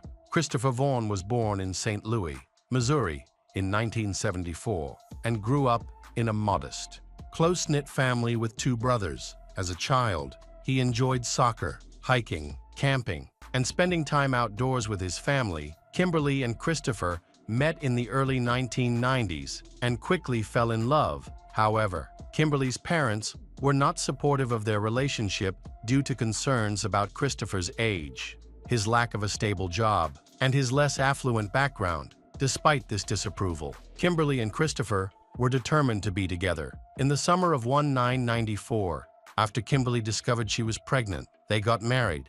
Despite their youth, they were eager to start a family. Their first child, Abigail, was born just 4 months after their wedding. A year later, they welcomed their second daughter, Cassandra, and 3 years after that, their son Blake completed their family. In the early years of their marriage, Kimberly and Christopher enjoyed a loving and joyful life together. Their children were talented and creative, excelling in both sports and music.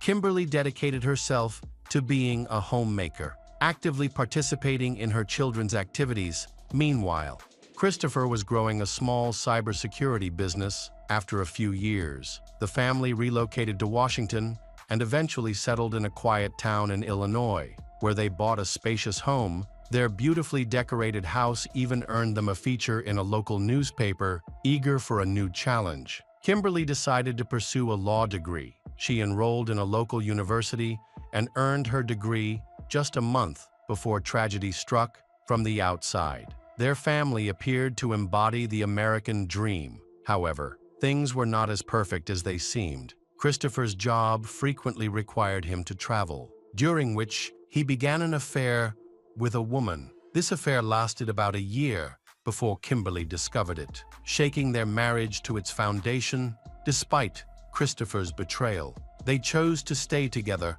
for the sake of their children. But the strain on their relationship only grew. Kimberly couldn't shake her suspicion that Christopher was still unfaithful, and ultimately, her instincts were correct, along with the emotional strain. Kimberly's health began to deteriorate. She struggled with severe anxiety, frequent migraines, insomnia, and even high blood pressure. Faced with these challenges, she decided to see a doctor. The medication prescribed to her became a regular part of her daily routine, and for about a year, she worked hard to manage her symptoms. In addition, Kimberly attended therapy sessions with a psychologist, where she discussed the increasing problems in her marriage. Despite this, she is still sociable, friendly, and energetic. In contrast, Christopher was seen by friends and family as a reserved introvert who rarely expressed his emotions. In June 2007, just before their 13th wedding anniversary, the couple planned a family trip to an amusement park in Springfield, Illinois. Christopher chose the destination, and the rest of the family agreed. Early in the morning, on June 14th, the Vaughn family set off in their SUV. A few hours later, a passing motorist found Christopher limping away along the highway. Covered in blood, he had a wound on his leg and calmly claimed that his wife had attacked him. However, his story became puzzling when he admitted he couldn't remember anything else, attributing it to a sudden loss of memory, according to Christopher. They were on their way to the amusement park when Kimberly began to feel carsick and asked him to stop. He pulled over and got out to check the roof rack. While he was outside, he heard an explosion, and everything went dark. When he regained consciousness, he found blood running down his leg and, in shock, ran away. Unsure of what had happened to his wife and children, a passerby picked him up, but he couldn't remember where they had parked the SUV. When police later found the vehicle, they discovered a tragic scene. Kimberly and her 3 children had all been killed. From that moment, private investigator Bill Clutter stated that Christopher Vaughn became the main suspect, accused of murdering his family and staging it to look like a murder. Take his own life. Kimberly had been attacked once in the head, and each child had been attacked twice. A witness claimed that Christopher said his wife had pulled the trigger, but his memory seemed to fail him. When he reached the hospital, he reportedly told a nurse that, "You should call my wife. She gets mad when I don't call her." After getting treatment, Christopher was taken to the police station, where he was interrogated for nearly 14 hours. He returned for additional questioning on June 14th, 15th, and 17th. During these extensive interviews, he mentioned that Kimberly had asked him to pull over because she was feeling nauseous. He explained that he stopped his car near a cell phone tower to check the back tires. After securing the strap on the topper, he got back into the car and noticed his leg was bleeding. He insisted he had no memory of anyone attack him or his family. When detectives suggested that Kimberly might have attacked him, Christopher quickly defended her, insisting that she would never hurt the children. He maintained that he only found out he had been attacked when a doctor informed him at the hospital. He appeared genuinely confused, insisting that nobody else was present and that Kimberly didn't have a gun. So he couldn't understand how the attack had occurred. As the interrogation progressed, the detectives told Christopher that his family was alive and asked him to explain what had occurred. At that moment, Christopher requested to speak with Kimberly directly. Throughout the questioning, he consistently denied any involvement in the attack, claiming he had no recollection of the events. However, he soon altered his story, stating that it was Kimberly who attacked him. This inconsistency only added to the confusion and made it difficult to trust his account of the tragic situation. Initially, many people supported Christopher, believing he could not be responsible for such a dreadful act and speculating that someone else might be involved. However, the police, who had witnessed the crime scene, were convinced that the murders were domestic and ruled out the possibility of other suspects during subsequent interrogations. Christopher was unable to provide any new information. Remained adamant about his story, he claimed that Kimberly might have killed their children, injured him, and then taken her own life. He even considered himself fortunate that the bullet had only grazed the soft tissue of his thigh. Avoiding any major blood vessels, he suggested that Kimberly's behavior was influenced by the medication she was taking and the strain in their relationship due to his infidelity. Christopher stated that his memory loss stemmed from shock, which also explained why he hadn't immediately alerted the authorities or emergency services from the outset. Investigators had been skeptical of Christopher's account. There was insufficient evidence to arrest Christopher at that time. The police continued their investigation, seizing Kimberly and Christopher's laptops and searching the family home. During the initial investigation, Christopher was not detained and even organized the funeral for his wife and children. The funeral took place on June 23rd at a local funeral home, where many people attended. Several guests noticed the palpable tension between the Vaughn and Phillips families. Just before the service was set to start, police arrived and arrested Christopher on charges of murdering his family. He remained calm and did not resist the officers. However, his parents were outraged, claiming that their son was not allowed to say goodbye to his family, although Christopher's guilt had not been established. Extensive media coverage led the Vaughn family to suspect that his arrest during the funeral was an attempt to attract more public attention. In contrast, the Phillips family viewed the arrest positively. Kimberly's mother, Susan Phillips, expressed relief, stating she was glad her daughter was no longer considered a suspect in the deaths of her children. When the investigation progressed, the investigators was discovered that Christopher had taken out a life insurance policy on Kimberly, which would pay him $1 million if she died. The more the police investigated, the more they believed Christopher was the main suspect in this tragic event. The investigation lasted over 5 years, during which Christopher remained in custody despite his constant claims of innocence. He faced serious charges that could have led to the death penalty if he had been convicted. He was assigned attorneys through a special program that provides legal defense for those facing capital punishment. Christopher's defense team worked diligently to shift the blame to his late wife, Kimberly. They presented evidence that she had various mental health issues, which were exacerbated by the marital problems stemming from Christopher's infidelity and her subsequent health challenges. They argued that the medication she was prescribed only worsened her condition, ultimately leading to her tragic actions. The situation may not be as unlikely as it seems, especially when considering the viewpoint of Robert Deal, a crime scene investigator involved in the case. Robert has publicly supported Christopher, arguing that the bullet trajectory and other forensic evidence actually indicate that Kimberly was the attacker.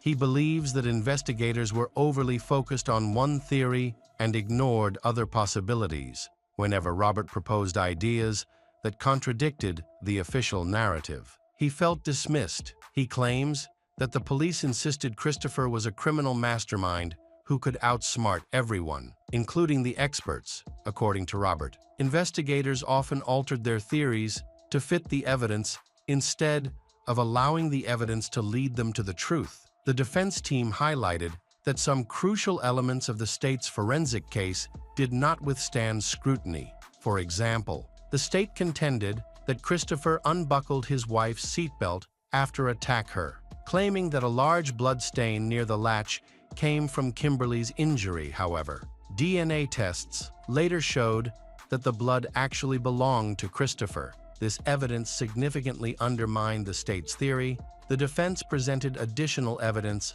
regarding Kimberly's situation. They pointed out that at the time of her death, she was taking medications, including nortriptyline and Topamax, to manage her migraine headaches just 2 weeks before her death. Kimberly had emailed Christopher, expressing that she had experienced a noticeable change in her personality and an increase in anxiety. Furthermore, her nortriptyline levels were found to be at the low end of the toxic range, suggesting that the medication could have negatively impacted her mood and behavior. The defense argued that these drugs might have caused her to act in ways that were uncharacteristic, possibly even leading to thoughts of self-harm or violence. The defense proposed that Christopher might have experienced dissociative amnesia, a condition that can occur after a traumatic event, which could explain his lack of memory regarding the tragic incidents. Dr. Todd Grande, a counselor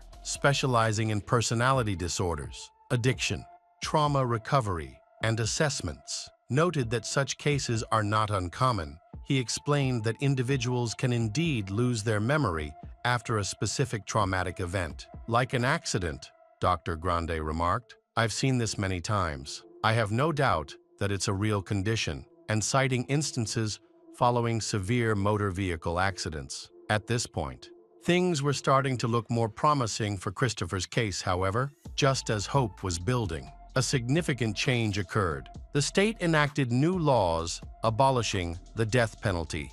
This change meant that Christopher lost the legal team funded by the Capital Defense Program. His defense team requested $250 to continue their work, but Christopher could not afford this amount. Consequently, he was assigned a public defender, and they had to begin his defense. From the ground up, Christopher's new defense team struggled to build a convincing case, especially after investigators examined his personal laptop, which had been taken during a search of his home. They discovered a large number of messages exchanged between Christopher and a Canadian man. The two had connected about 10 months before the incident on a social networking site and had maintained regular communication. Christopher confided in him about his dissatisfaction with his marriage, expressing a desire to escape family life and retreat to the wilderness. They talked about survival skills, camping, and living off the grid in isolated areas like forests,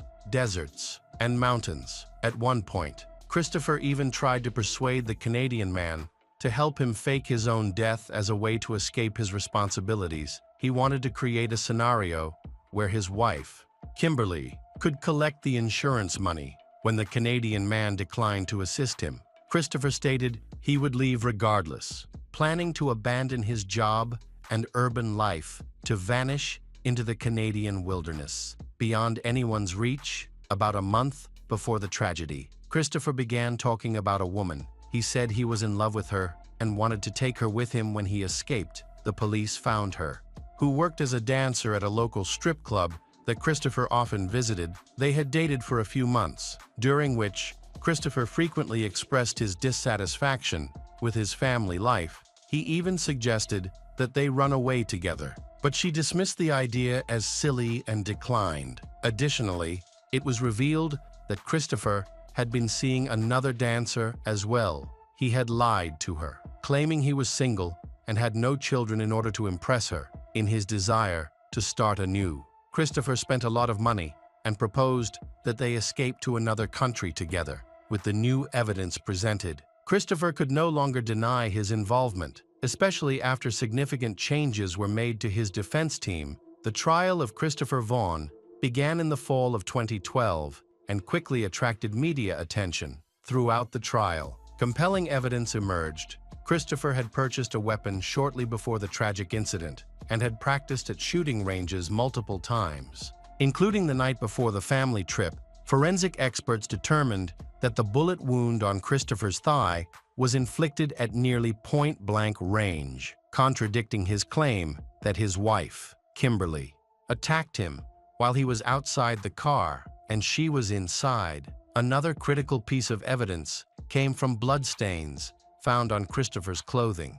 Prosecutors argued that if Christopher had genuinely left the car before any violence occurred, there would be no reason for his wife's or children's blood to be on his clothes. Even more incriminating was the absence of Kimberly's blood on the murder weapon or on her hands, which would have been expected if she had attacked herself in the head. Instead, investigators found a drop of Christopher's blood on Kimberly's thumb, indicating she had been in close contact with him after he was injured. Further examination of Christopher's work computer revealed even more damaging evidence. He had researched methods for staging a crime scene. This information painted a clear picture of his involvement in the brutal murders of his wife and children. Kimberly's doctor was an important witness in the trial, stating that despite being prescribed medication for insomnia, headaches, and high blood pressure, Kimberly had never shown any desire to harm herself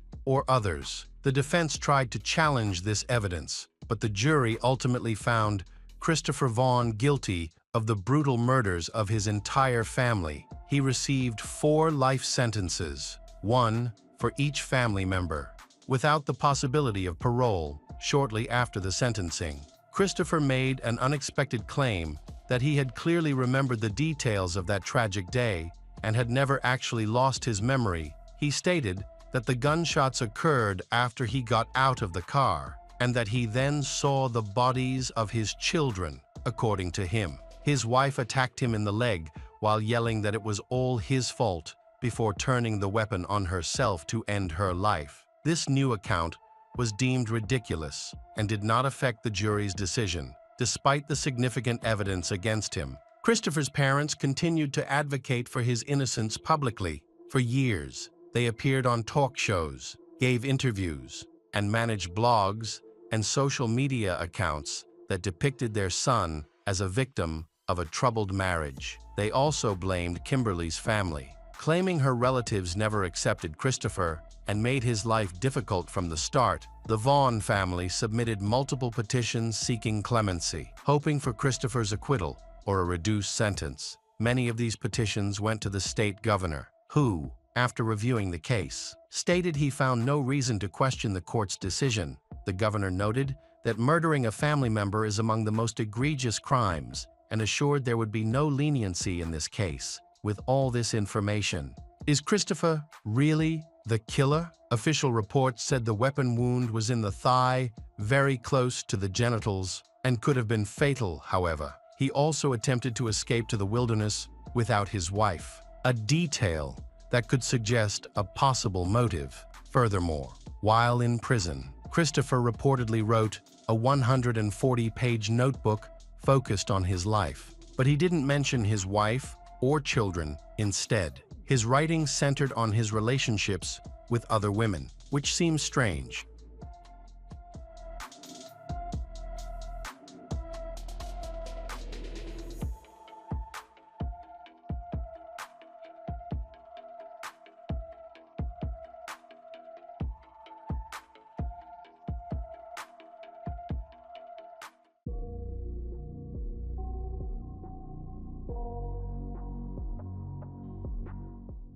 Hello everyone. Today we will learn about another case. The case of Barbara Maybe Abel. There are books and films that help teach ways to confront criminals and appropriate behavior during kidnappings or critical situations. However, reading about these scenarios and actually experiencing them are 2 different things. Barbara Abel fully realized this when one of the most dangerous criminals in the U.S. showed up at her doorstep.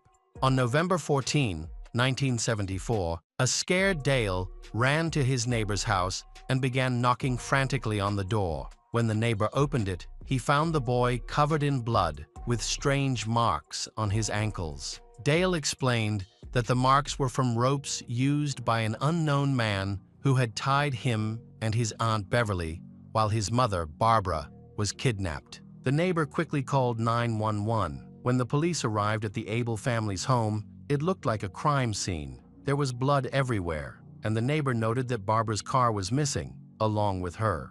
Dale assisted the detectives by providing details about his mother, 31-year-old Barbara Maybe Abel, who had a twin sister named Beverly, who had been diagnosed with cerebral palsy. The twin sisters shared a deep bond from childhood. Barbara consistently supported and cared for Beverly.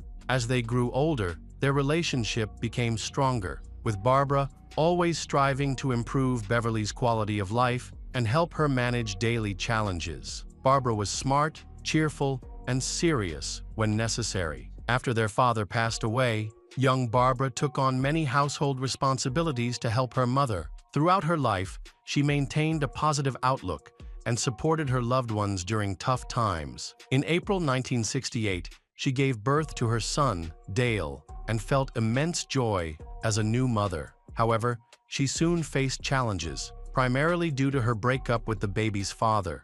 Their disagreements had begun about a year before Dale was born. Although they hoped Dale would help resolve their issues, things only got worse. Ultimately, Barbara chose to raise her son as a single mother, later reflecting that this was the right decision for both of them, as it allowed her to create a stable environment for herself and her child. Unfortunately, the family faced a series of challenges. In May 1974, their mother passed away from an illness, leaving them in shock.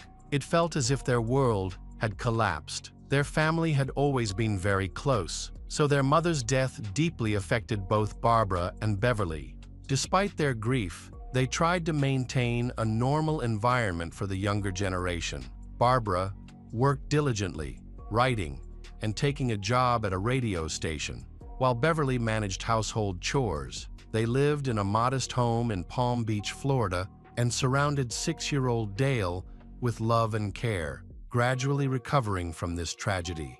On November 14, 1974, it seemed like an ordinary day for the Abel family. Beverly assisted Barbara in getting ready for work, and Dale was preparing for school. After dropping Dale off, Barbara went to the radio station where she worked as a news editor. Around noon, she tried to call Beverly, who was at home, but there was no answer. This was strange because Beverly never missed calls. She was always eager to talk, but this time she didn't even call back. Initially, Barbara thought her sister might have fallen asleep and didn't think much of it, so she continued with her work. After leaving the radio station around 5 p.m., she picked up Dale and headed home, expecting to see her sister there. As soon as they entered, she called Beverly, but there was no answer. Barbara asked her son to find his aunt, thinking she might have been listening to music and hadn't heard them come home. While Barbara went to the kitchen, she felt a sudden and intense fear that sent a chill down her spine. It was a deep, instinctual dread, and in that moment, she heard a voice say, "Don't turn around or I'll attack." Just then, her son Dale rushed into the kitchen and said that his aunt was in the bedroom and bleeding. When Barbara turned around, she saw a man pointing a weapon at her and Dale. Staying calm, she told the intruder that she needed to see her twin sister because she was worried about her. This was a risky move, but it seemed to impress the man, who agreed to let her see her sister. With the weapon still aimed at them, Barbara and Dale cautiously walked toward the bedroom, trying to keep Dale away from the armed man. Beverly was in the bedroom, lying on the bed with a gag in her mouth, crying. Barbara kissed her sister and whispered that everything would be all right. Barbara noticed that Beverly was undressed under the blanket. Unable to hold back her feelings, she confronted the attacker, questioning whether he had abused Beverly. He responded with laughter, claiming he had attempted to assault Beverly but had failed. His cruel smile and taunting words sent another chill down Barbara's spine. Following this, she tried to bribe the assailant. She revealed that she had a significant amount of money at home and was willing to give him her car keys. In return, she pleaded with him to leave them alone and not to harm them. The stranger, however, expressed his desire to take her child and reach for the boy. Barbara firmly declared that she would never give up her son and instead offered to take Dale's place. The man agreed. The assailant identified himself as Paul John Knowles and claimed he had just escaped from prison, stating he had no plans to return. He warned Barbara that he wouldn't harm her as long as she followed his orders exactly. Although Barbara knew he was lying and likely wouldn't let her go easily, she felt she had no good options left. Her primary concern was the safety of her son and her injured sister, who needed help. However, Paul was determined to keep them as hostages to buy time for his escape. He tightly bound Dale's and Beverly's hands and feet on the bed. Barbara was horrified at the thought of leaving her loved ones in such a vulnerable state, but she realized that any resistance could endanger their lives. Throughout this terrifying situation, she remained calm, speaking to her family as if everything was normal reassuring them that it would all be over soon and that they would be all right. This approach worked. She managed to soothe her child and keep the kidnapper from becoming agitated. Barbara emphasized that they should not provoke Paul, as she had no way of knowing his true intentions. Her goal was to lead the attacker far away from her home and loved ones, then find a way to escape and alert the authorities. Paul accepted the offered money and car keys. He pointed the weapon at Barbara, then got into the car and drove away. Throughout this time, Barbara was primarily concerned about her family. More than 30 minutes later, Dale escaped and sought help. The police responded to the call. They found an abandoned car near the house, which was the vehicle used by the kidnapper. The car was registered in one state, but its license plate had been stolen from another location. Investigations revealed that the car had been stolen from a man named William Bates a couple of months earlier. Eventually, William's body was discovered, strangled, in Ohio. Inside the car's glove compartment, detectives discovered numerous credit cards and insurance policies, the majority of which belonged to Carswell Carr. The man had become a victim of a double homicide along with his 15-year-old daughter, Amanda, just days before Barbara's kidnapping. The tragedy at the Carr home in Milledgeville, Georgia, was one of the most horrifying scenes the investigators had ever witnessed. A 15-year-old girl had been brutally strangled, and her father had suffered around 30 stab wounds. It was evident that the perpetrator was a dangerous individual, prepared to kill anyone who interfered. On November 6, 1974, the Carr home, located almost 7 kilometers from where Barbara lived, was found ransacked. Inside the car, discovered near the home of Barbara, a will belonging to a man named Paul John Knowles was also found. Once law enforcement checked their database, they identified Paul as an escaped serial killer. Authorities linked him to at least 35 murders across the United States. He traveled aimlessly, leaving behind trails of blood and bodies, completely indifferent to the consequences of his actions. He selected his victims randomly, unlike most psychopaths, who usually target a specific type. He took lives with the same pleasure, whether the victim was a child or an adult. He left behind a lot of evidence, but there were no hints about his next actions. Meanwhile, Barbara and Paul were driving Barbara's car when he discovered he was wanted by the police. He forced Barbara to change the radio station. She complied and noticed that he seemed to expect the news to be on all channels, while others remained quiet, which frustrated him. At that moment, she was still unaware of his true nature.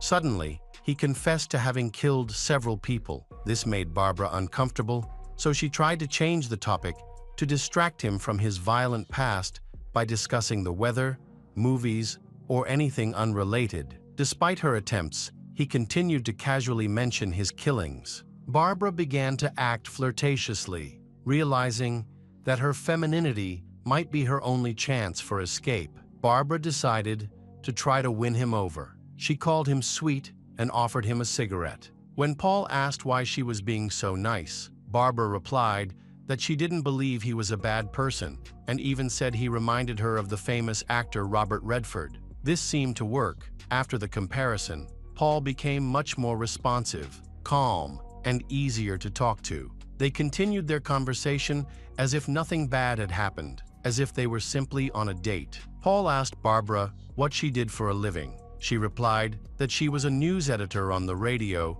and dreamed of writing a book. This excited Paul, who seemed genuinely interested in her ambitions, especially the idea that she could write a book about him. He expressed a desire to become famous, mentioning that he wanted the book's proceeds to go to his mother, but he didn't specify how he planned to achieve that fame. He repeatedly claimed to have killed many times. Although she was terrified, Barbara tried to hide her fear and remain calm.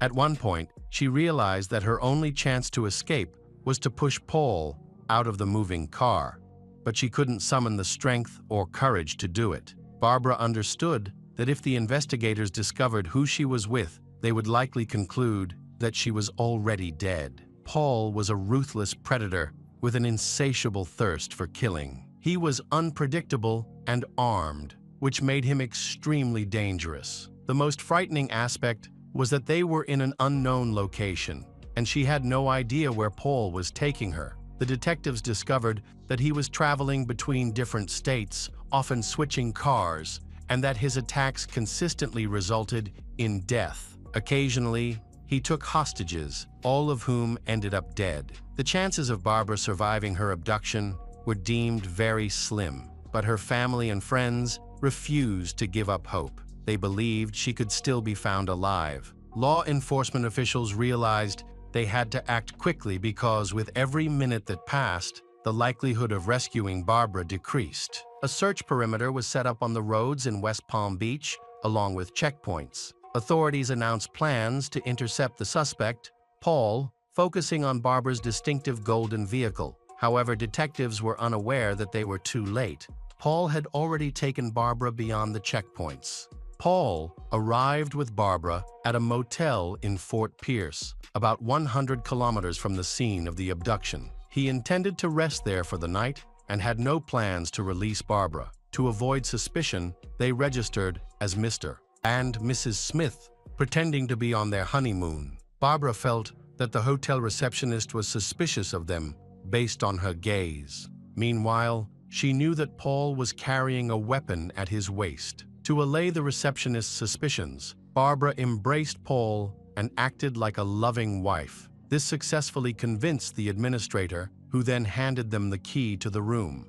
As soon as they entered the room, Paul ordered Barbara to take off her clothes. Barbara felt scared and protested, saying she was too tired, but Paul ignored her and insisted she comply. While the criminal was trying to do his dirty deed, she thought of everything that came to mind about her son and sister in order to detach herself from what was happening, but at first, she couldn't manage it. Paul grew frustrated and angry, becoming aggressive toward her. Sensing his loss of control, Barbara calmly asked him what he was trying to accomplish, which helped ease his anger momentarily. However, he later abused her. At one point, he shared with her that he had two personalities, referring to them as Dr. Jekyll and Mr. Hyde, explaining his frequent mood changes. Barbara found it hard to predict his rapid shifts in temperament. After a brief period of calm, Paul suddenly ripped the bed sheets, tied Barbara up with them, and threw her onto the bed before turning on the television. Exhausted both mentally and physically, she eventually fell asleep. In her dreams, Barbara saw her deceased mother, who reassured her that everything would be fine. At that moment, Barbara understood it was a sign and resolved to do whatever it took to save herself. While she slept, she heard news reports and saw Paul intently watching a broadcast that displayed her photographs alongside those of Paul. His identity had already been established. They also reported on other crimes committed by Paul that were known at that time. Barbara was horrified. She understood that her chances of rescue were extremely low. Meanwhile, Paul reveled in the attention he was receiving from the media. Barbara recognized that he desperately wanted to become famous. Later, Paul went to sleep, tying his leg to Barbara's to prevent her from escaping. By November 15, the police still had no leads on her whereabouts. The search for Paul had escalated to a national scale. Headlines in all newspapers and on television shouted that the most dangerous criminal in the country was killing again. Barbara woke up in the morning next to Paul. She had barely slept the entire night, terrified to be tied to one of America's most wanted criminals. Paul took her to the nearest diner for breakfast. While he eagerly devoured scrambled eggs, toast, pancakes, and orange juice, Barbara couldn't eat anything. She glanced around nervously, hoping someone would recognize her, while also looking for ways to escape. However, she quickly noticed that Paul's weapon was aimed at her. He warned her not to make any sudden movements. To her dismay, she realized that no one seemed to recognize them, despite the extensive news coverage and radio alerts. Barbara understood that she couldn't rely on anyone for help. She was too scared to scream or ask for assistance, fearing it would only worsen her situation. She decided to keep playing her role, believing it would save her life. She buried her face in the plate and had a small breakfast. Afterward, Paul and Barbara returned to the motel, where he abused her again. Initially, she fought back, which only fueled his anger. At one point, Barbara feared for her life, believing he might not stop in his rage. However, she managed to save herself once more by employing her understanding and psychological tactics. She stayed calm, engaged him in conversation, and successfully avoided a violent outcome for the second time.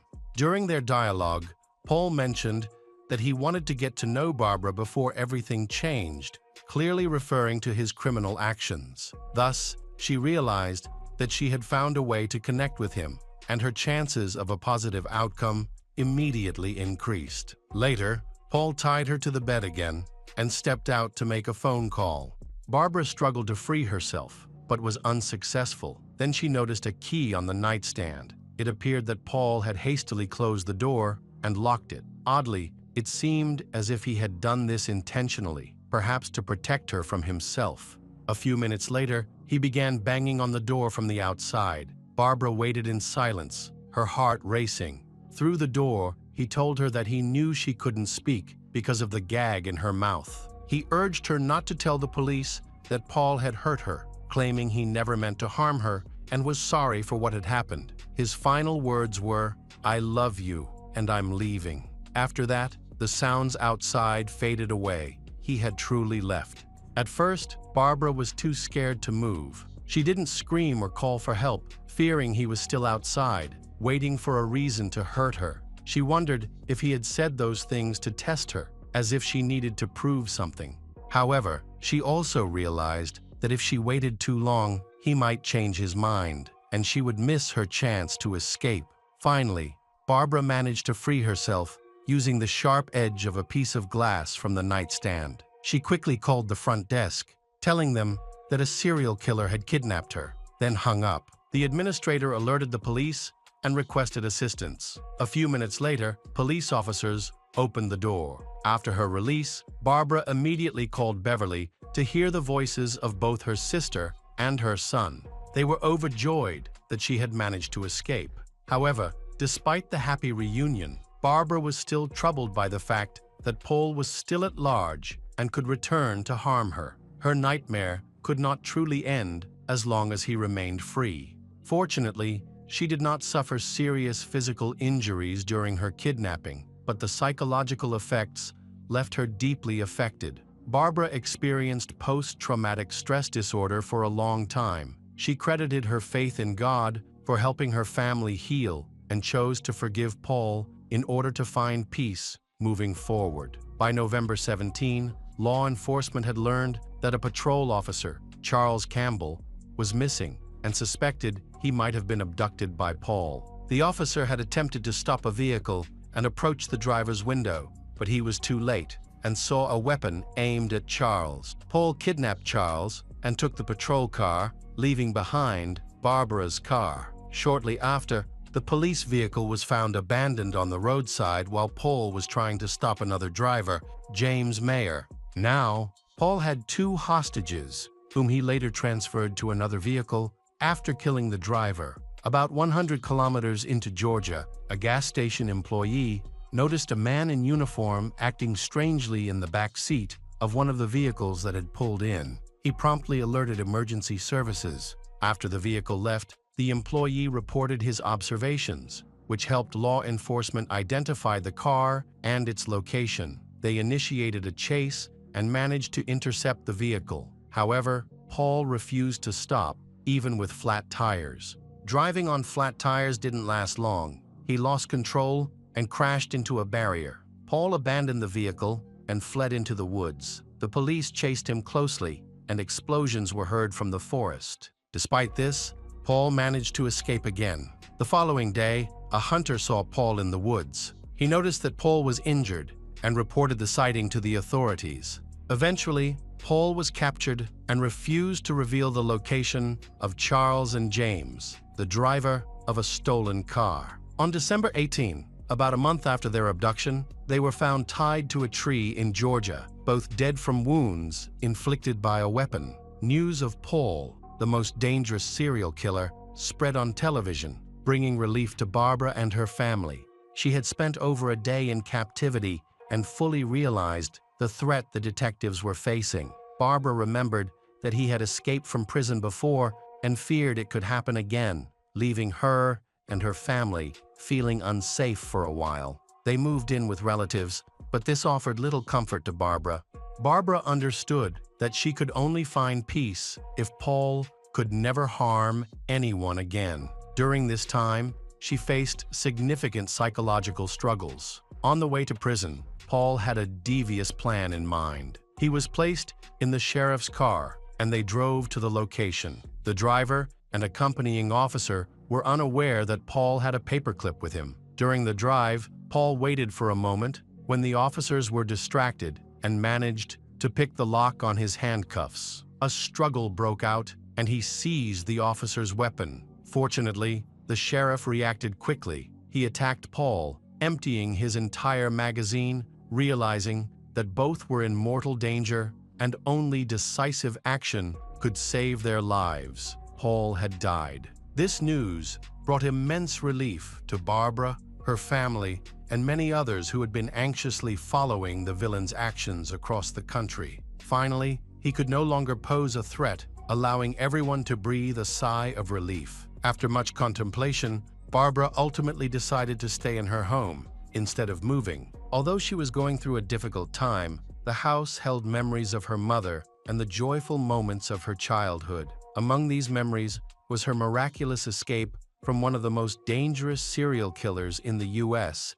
during the 1970s. As she worked to heal from her trauma, Barbara married Jim Abel. Despite the challenges she faced, including surviving cancer, she raised Dale. Motivated by her experiences and perhaps Paul's quest for notoriety, Barbara wrote a book detailing her abduction from her own perspective. She vividly described the horrors she faced with the killer and focused on the strategies she used to escape the fate that befell many of his victims. Sadly, her sister Beverly, who passed away from cancer in 2019, never had the chance to read Barbara's book, published in 2021, but Beverly was involved in the early stages of its creation and supported her sister throughout the process. As it turned out, besides Barbara, there was another survivor named Sandy Fox, who was also a writer. There is a theory that Paul intentionally left these two women alive so they could write books about him and make him famous.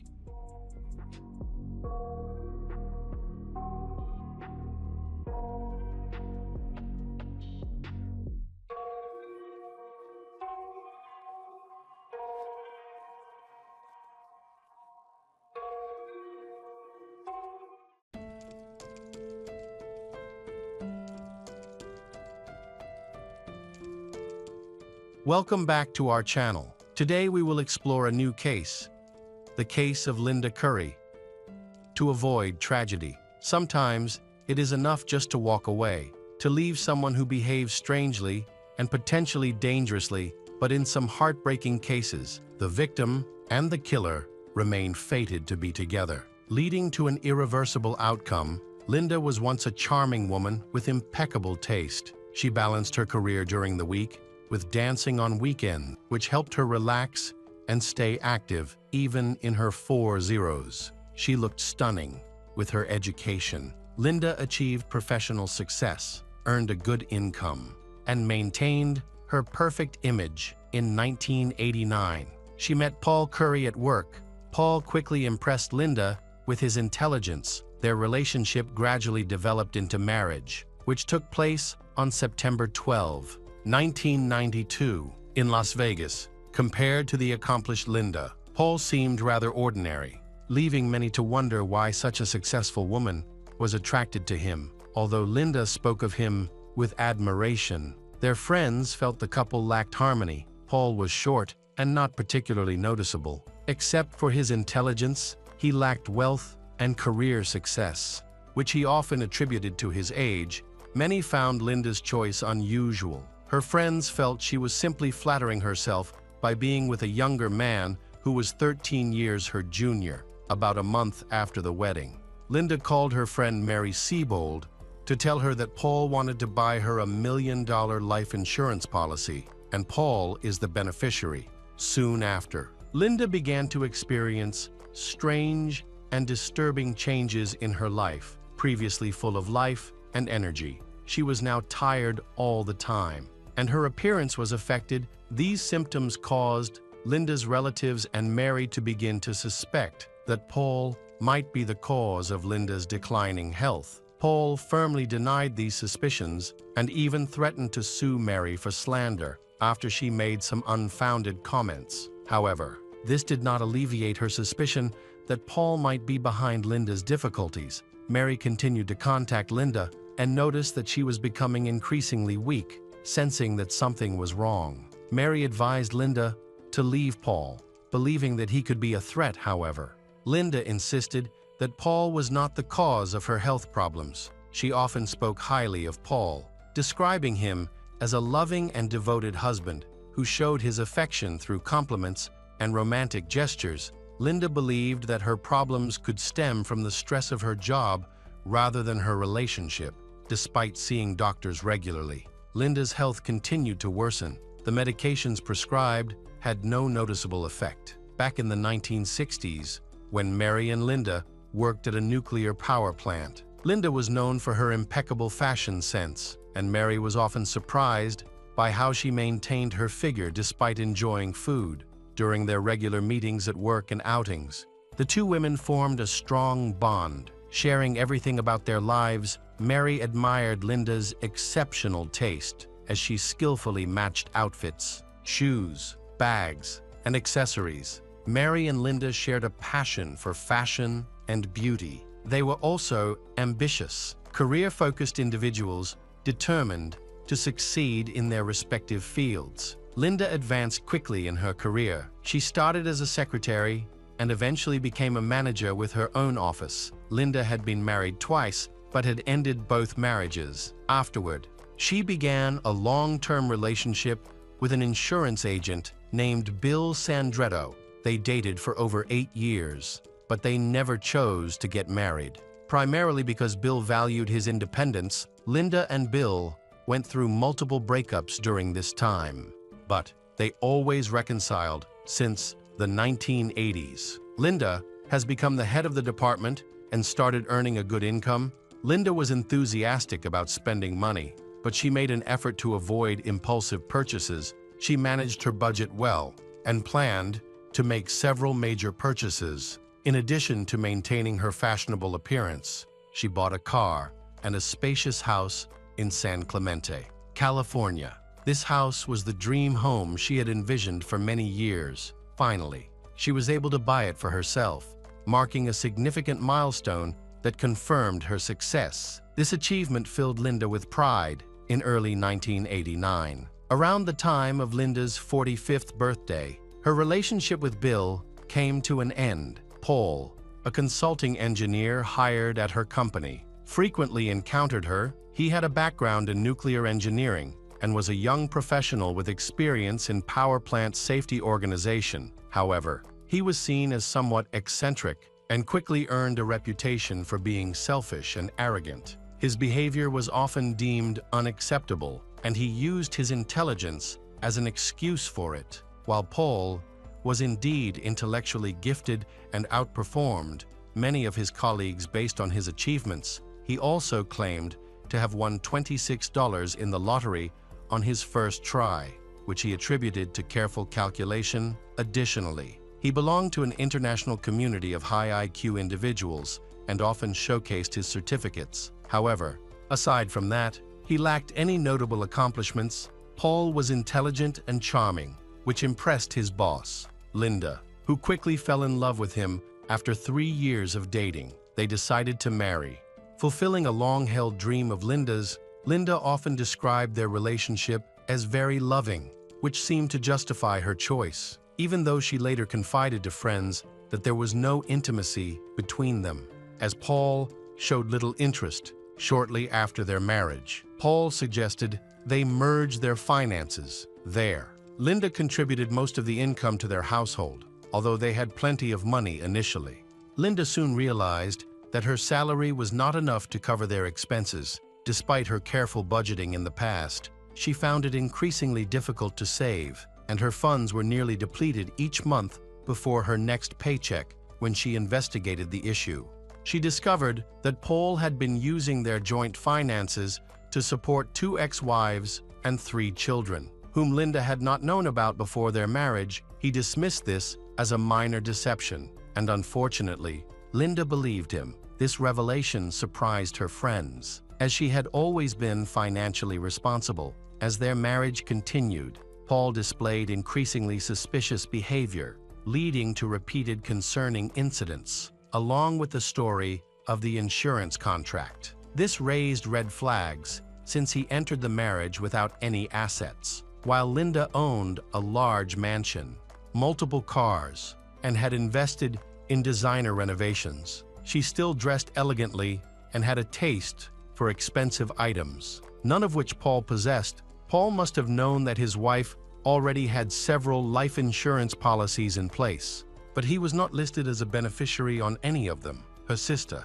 ex-boyfriend, and other close relatives were. Instead, there seems to be no good reason for a new insurance policy. Many suspect that his motives were driven by a desire to gain financially in the event of her death, and many began to seriously fear that he would not just wait for such events, but might somehow expedite the process. Just 6 months into their marriage, Linda began to doubt her husband's true intentions. Around this time, her friend Frankie Thurber went through a divorce and found herself in a tough situation. In 1993, Linda offered Frankie a temporary place to stay in her mansion. Influenced by Frankie's experiences, Linda started to question whether her husband genuinely loved her, thinking he was trying to exploit their relationship. As a result, she asked Frankie not only to stay with her, but also to keep an eye on Paul and report any suspicious behavior. Even Frankie noticed that Paul had strong feelings for Linda, which showed in his actions.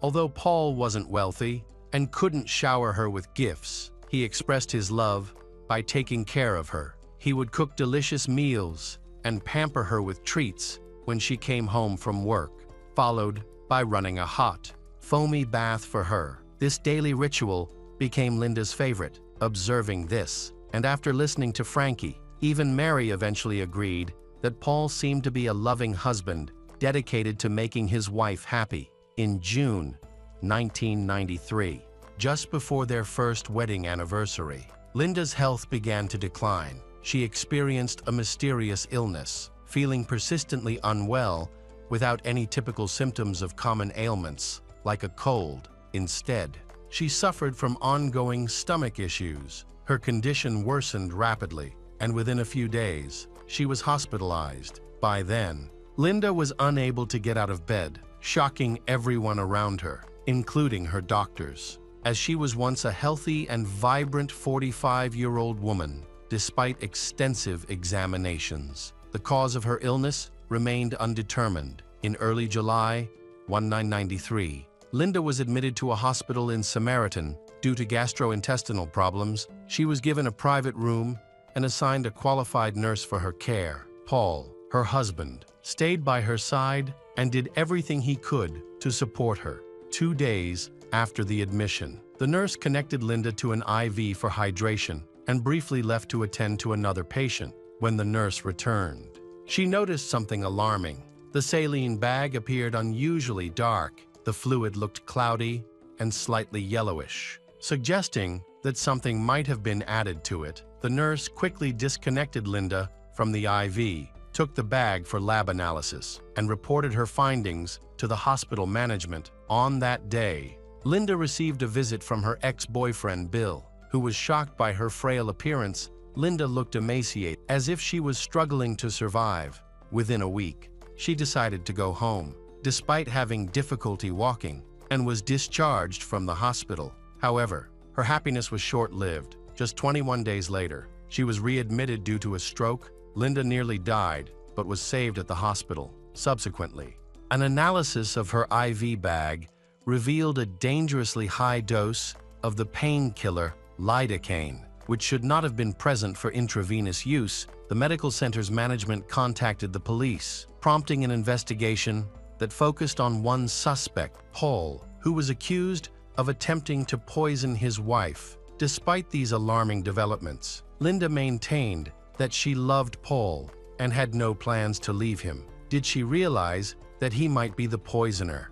It's possible that she simply pushed such thoughts away and didn't want to believe them. Meanwhile, her friends and family rallied against Paul, urging Linda to end the relationship for her safety. Nevertheless, she chose to stay with him. Linda eventually recovered from her mysterious illness, but the investigation into the poisoning stalled without any conclusions. Just 5 months later, in December 1993, Linda fell ill again with the same mysterious illness that doctors could not diagnose. Paul took her to a different hospital in Mission Viejo, where no one knew him, although he expressed distrust in the local specialists. The doctors there largely repeated the same diagnoses and conclusions as before. It appeared that Linda was being poisoned slowly. The medical staff also began to suspect her husband, who was always nearby. A nurse was assigned to monitor and care for Linda. She secretly communicated with Linda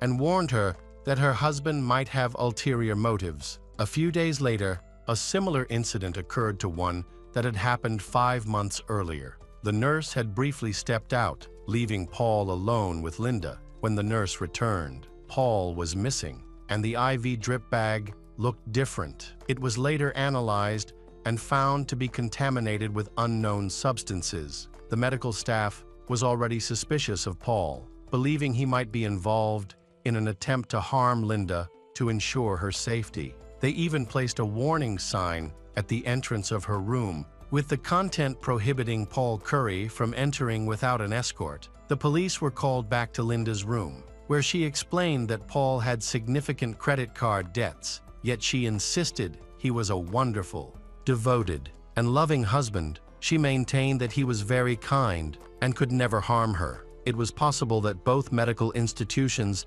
had misjudged the situation. When investigators interviewed Paul, he insisted that he had no idea what was happening to his wife and was simply waiting for her recovery. However, case records revealed a troubling discovery during searches of their mansion. In Paul's room, on his dresser, were all the life insurance policies taken out on his wife. This raised suspicions after Linda was discharged from the hospital.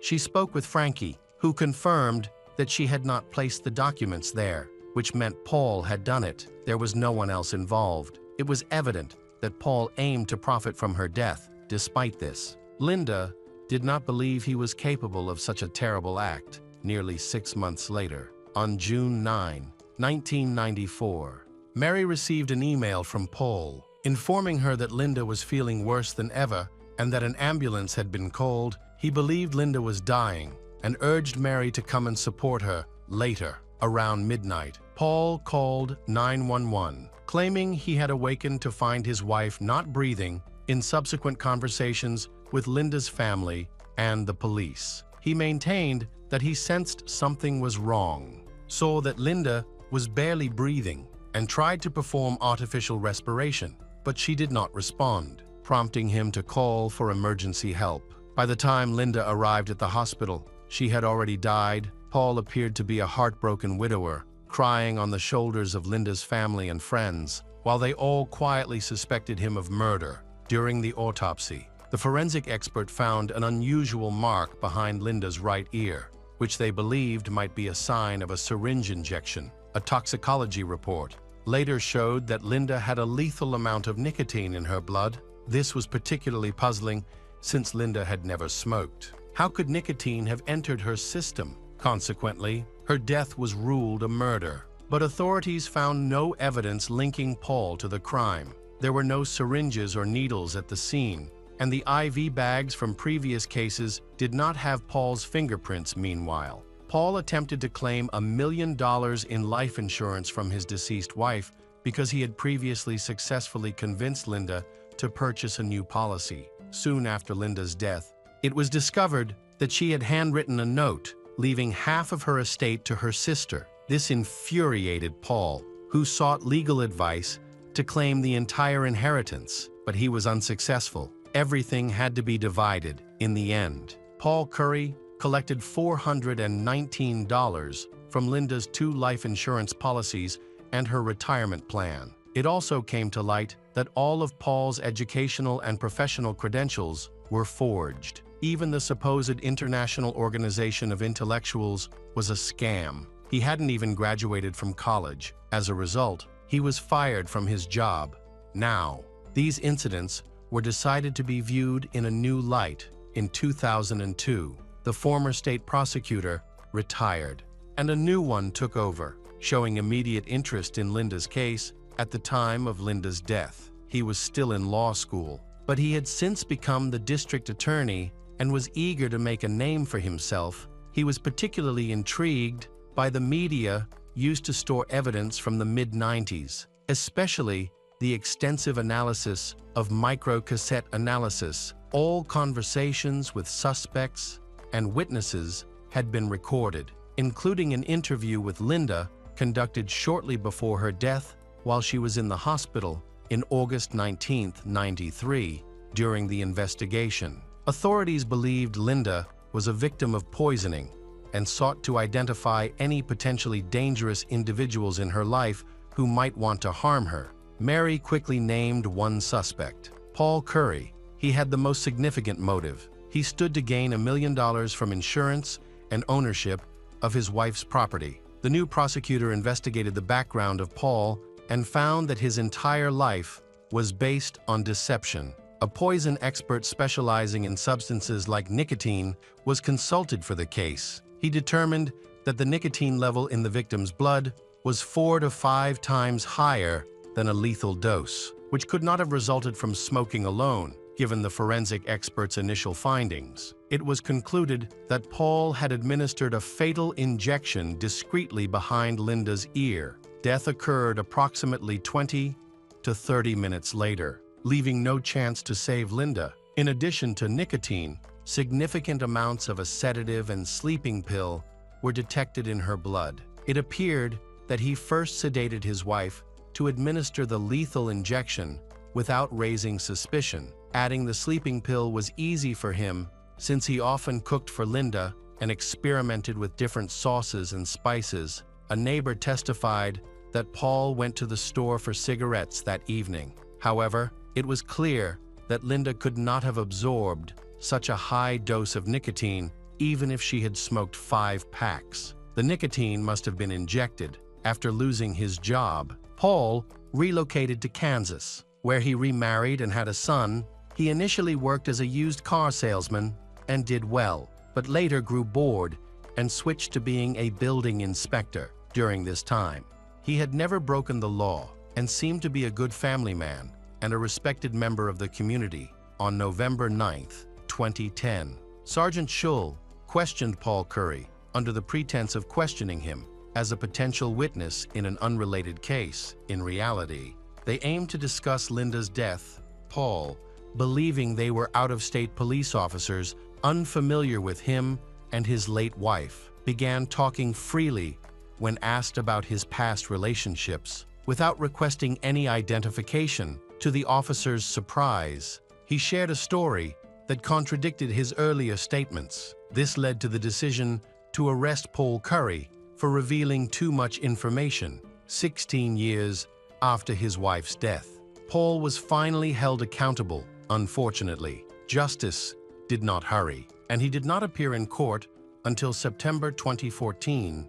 During this time, he had spent all that time in jail. Paul faced charges of premeditated murder, which, according to state law, could result in life imprisonment without the possibility of parole. The defense attorney employed a typical strategy of denial, arguing that the prosecution lacked direct evidence connecting Paul to Linda's murder. The defense claimed that Linda had given herself a nicotine enema, supposedly based on someone's suggestion of this unusual treatment for her stomach pain. Meanwhile, the prosecution stated that a sedative was found in her blood. Noting that there was no prescription for it and that it wasn't provided by the hospital, they alleged that Paul had given his wife the drug to sedate her before the murder. The prosecution also claimed that Paul was the only person in Linda's life with a serious motive and had been alone with her for at least 6 hours prior to her death, clearly having done something to her. As there was no one else who could have done it, After both sides presented their arguments, the jury went into deliberation, which lasted a day and a half. As a result, Paul Curry was found guilty of first-degree murder with the intent to profit, and he was sentenced to life in prison. Paul never admitted his guilt, so the exact circumstances surrounding Linda's death remain a mystery.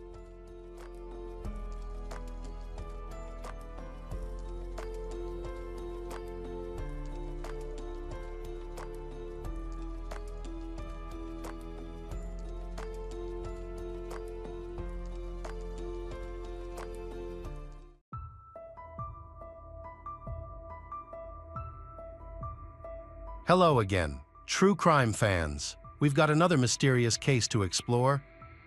The case of Abby Hernandez. It was a normal fall day in the small town of Conway, New Hampshire. The trees were in full bloom, with bright reds and yellows, and a cool breeze filled the air. Life went on as usual, with students rushing to class and parents going about their daily business. For Abby Hernandez, it was just like any other day. She quickly woke up, packed her things, put on her new shoes, and headed to school. She was energetic, smart, and friendly. Her classmates often commented that everything was more fun when she was around. Abby loved nature and enjoyed hiking. No one could have guessed that these hikes would lead to a nightmare that would change her life forever. That night, Abby didn't come home, and the whole town was in chaos. Wondering how such a cheerful and responsible girl could have disappeared, Abby's story illustrates the dangers of trusting someone who initially seems nice. Abby just wanted help getting home, but ended up in a dangerous situation. Born on October 12, 1998, Abby was the youngest of two daughters in her family. Xenia Hernandez, Abby's mother, worked as a nurse at a local hospital, while her father was a salesman.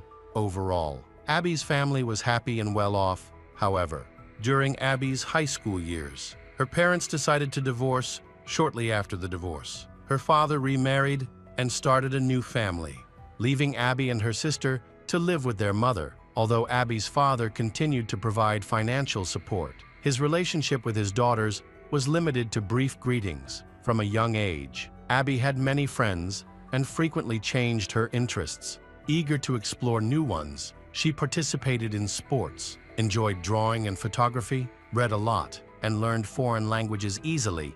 At the age of 12, Abby joined a local outdoor club where she enjoyed hiking and climbing. She also learned outdoor survival skills that she applied in her adventures. In early October 2013, Abby was preparing for her school holidays and her birthday. She planned to go hiking with her outdoor club and had received a new pair of hiking boots. However, the shoes were a bit tight, so Abby decided to go to school to get used to it. On October 9, the girl went to school as usual and promised her mother that she wouldn't come home late. By 5 p.m., her mother, Xenia, was starting to worry because Abby still hadn't come home, and her phone was dead. After a few hours, without seeing Abby, Xenia decided to find out where she could be. Abby had left school immediately after classes, saying goodbye to her friends at the bus stop and choosing to walk home since no one had seen Abby after school. Xenia and her older daughter reported her missing to the police. A search began immediately. The police acted quickly, starting by interviewing anyone who might have seen Abby that day, including her friends, teachers, and neighbors. They confirmed that Abby had last been seen around 4 p.m. as she left the school grounds to walk home through the park, a route she took almost every day. The route was familiar to both her and her family. Police began searching the park that Abby had passed on her way home. Local volunteers and members of her club scoured the forested and scrubby trails, but found no signs or clues. Abby's phone was turned off, and no signal was recorded from it. Over the next few days, police focused on tracing her possible route. They requested footage from the surveillance cameras at nearby intersections and in the park. One of the parking lot cameras captured Abby. She was wearing a school uniform and new shoes, walking calmly down the sidewalk without looking back. A few minutes after the recording, a dark-colored car entered the camera's view, seemingly headed toward her. This discovery became the first lead in the investigation. Police began checking for cars matching the description that had been in the park area that day. Unfortunately, they were unable to find any matches. Abby's story quickly became headline news on local television stations. The family recorded a distress call, and Xenia publicly urged the kidnapper to bring her daughter home. A week passed, and the chances of finding Abby alive decreased. Locals continued to search, but with no new leads. The investigation was put on hold. Despite this, the family remained hopeful. Abby's classmates and friends organized an event at school. They attached her photo to their backpacks and shared information about her disappearance on social media. Meanwhile, police noted that Abby's phone had been turned off shortly after she went missing, suggesting that the kidnapper may have intentionally turned off the tracking feature. Indicating that the abduction was premeditated, police also looked into Abby's family history. Although her parents had divorced years ago, they questioned all family members, including Abby's father. In cases like this, every possibility is considered, but her father had an alibi.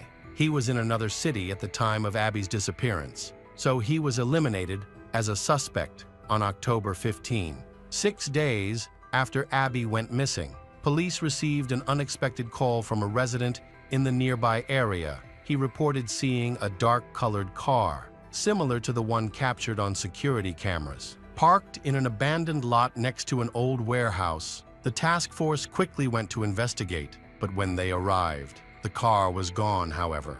They did find a piece of plastic that may have fallen from the bumper in the tall grass. Along with tire tracks, this evidence prompted the police to continue searching for the car. Meanwhile, Abby is locked in a room. She is tied up.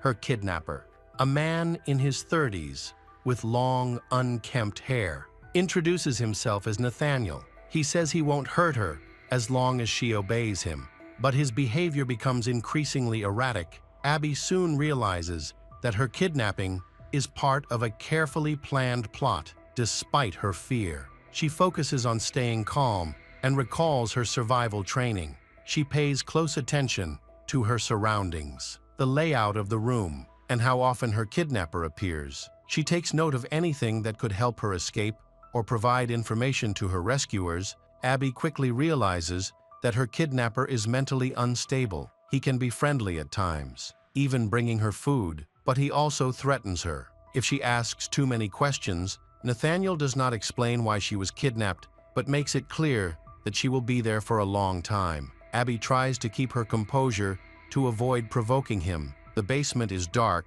and nearly empty, creating a stuffy atmosphere. She can smell dampness and dust, and the only sound is the echo of her captor's footsteps. Nathaniel frequently checks her bindings to make sure she cannot escape.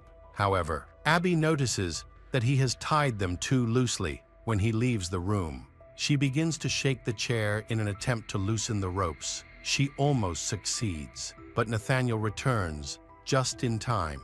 He warns her not to try again, or she will suffer the consequences. After that, he begins to watch her more closely. Meanwhile, the police continued to search for the car, analyzing the footage. They determined the make of the car by examining tire tracks and some plastic debris left in the parking lot. They identified the car they were looking for and began checking with owners of similar cars in the area, as well as anyone who might have been seen at the time of Abby's disappearance. Another witness provided vital information, reporting that they had seen a man near an old warehouse. The man appeared to be acting suspiciously, looking around and trying to avoid attracting attention. The police sent a team to investigate the warehouse. When they arrived, they found that the building appeared to be abandoned, but noticed a small light coming from one of the windows. After examining the premises from the outside, they discovered footprints leading to the back door. A task force was called in to conduct a thorough search of the building.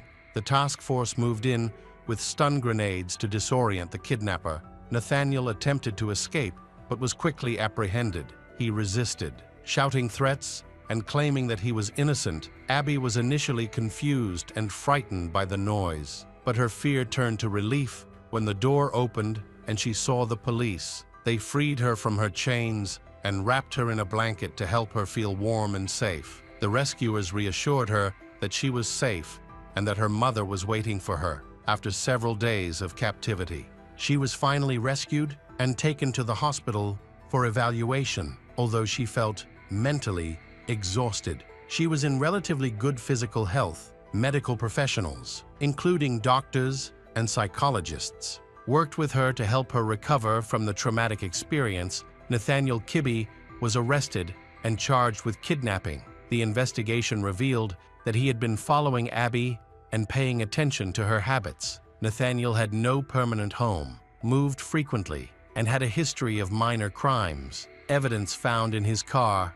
and in a shed linked him to the kidnapping, including Abby's personal belongings. After her rescue, Abby faced many challenges. While she returned to normal life, she became more withdrawn, and it took her a long time to feel safe again. With the support of loved ones and professionals, she began to heal and even shared her story to help warn others. Abby's experience was more than just the kidnapping. It showed her incredible strength, her ability to stay calm, observe her surroundings, and seek help was crucial to her survival in extremely harsh conditions. This story serves as a reminder of the importance of being cautious, trusting your instincts, and persevering even in the most desperate times. After her release, Abby faced a long and challenging recovery process. Although she was back with her family, her life was forever changed. Initially, she avoided walking alone,